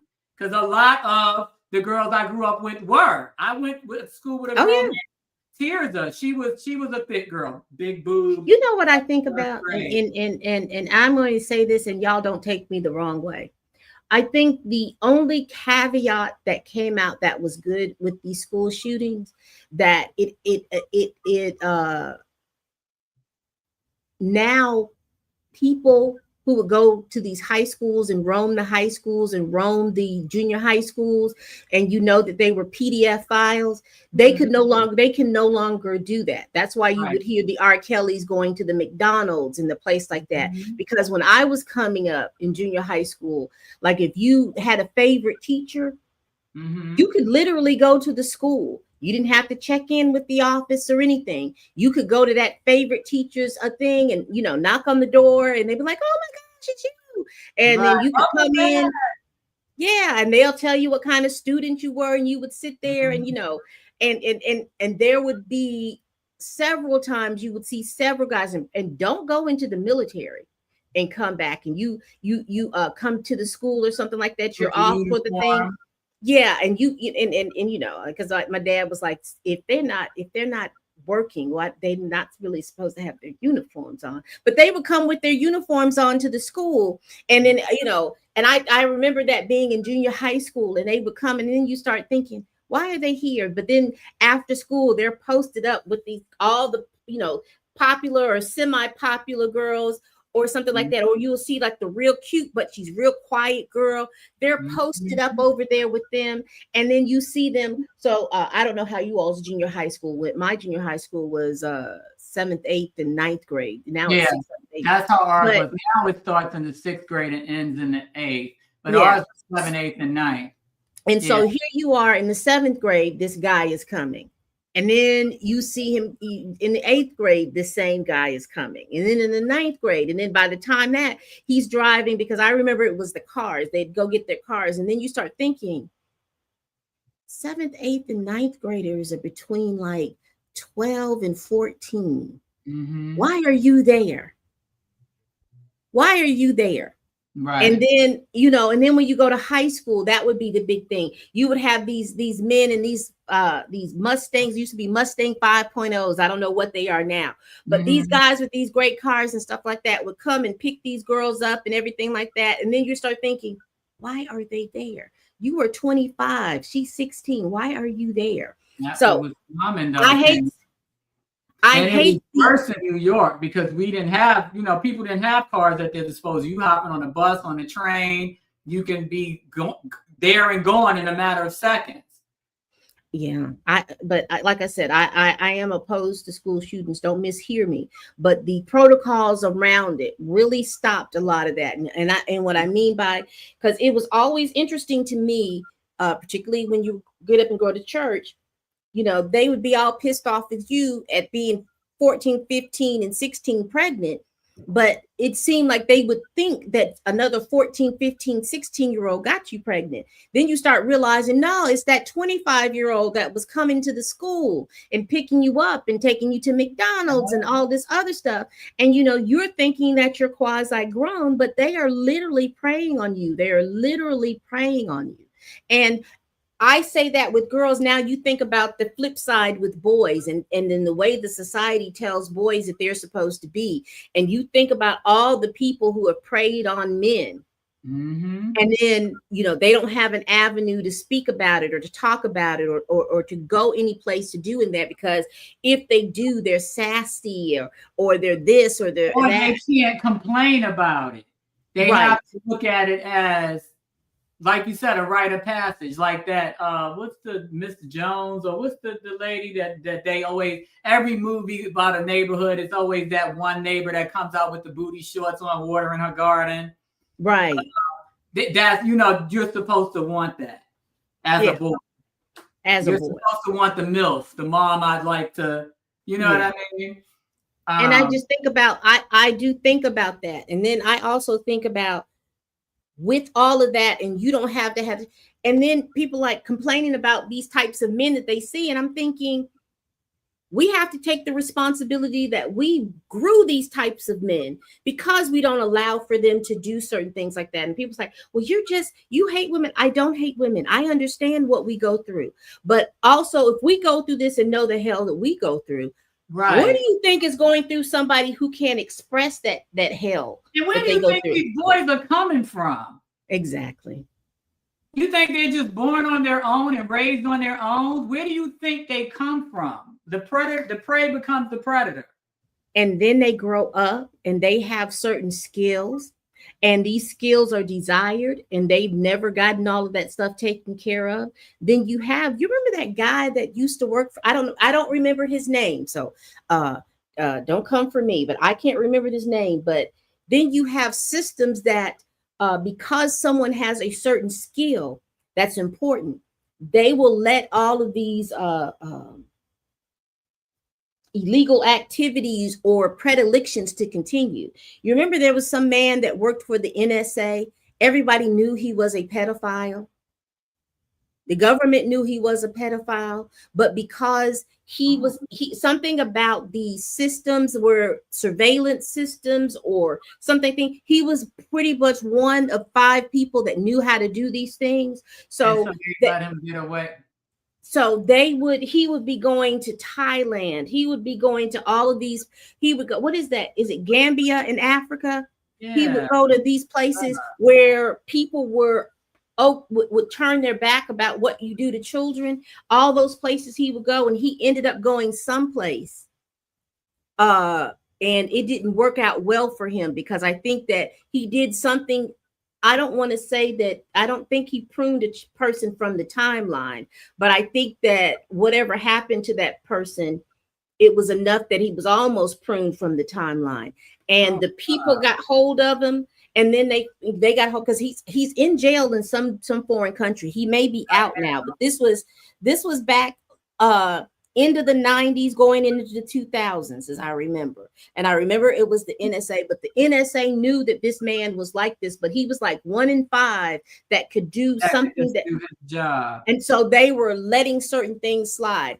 And now you think about this particular person that grew up like this, and all the havoc that he has wreaked around the world, because that stuff that happened to him when he was a child wasn't in check. He didn't get the help that he needed.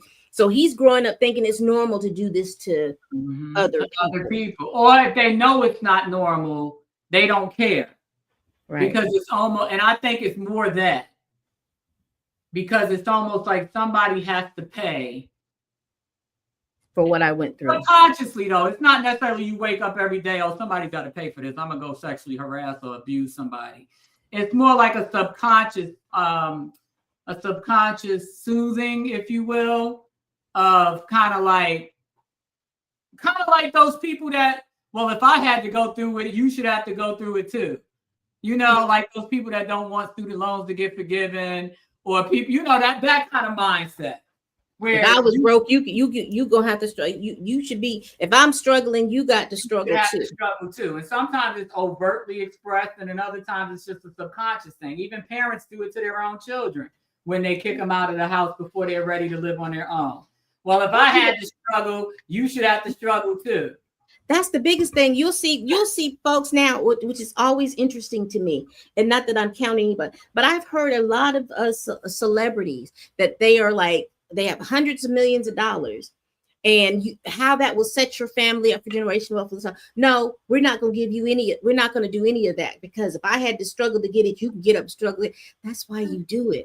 This is how your children and your children's children get ahead. You don't have to give them every piece of the money, but you shouldn't want them to start at zero. Right. Or you make them earn it. Make them exactly. Prime example. I got my youngest daughter on my payroll, mainly because my lawyer told me to.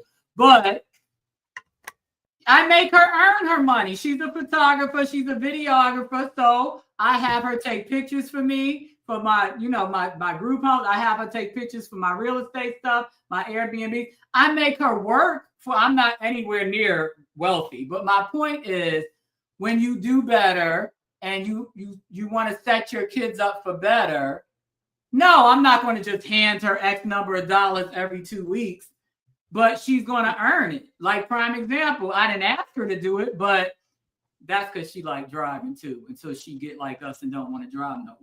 But I thought her dad was home, and I said, well, if y'all going to Publix, go get my prescriptions. I had a procedure done the other day, and I might need the antibiotic, but she went and got it. I didn't know her dad wasn't home. So that's her way of kind of working off her, her pay. You know what I mean?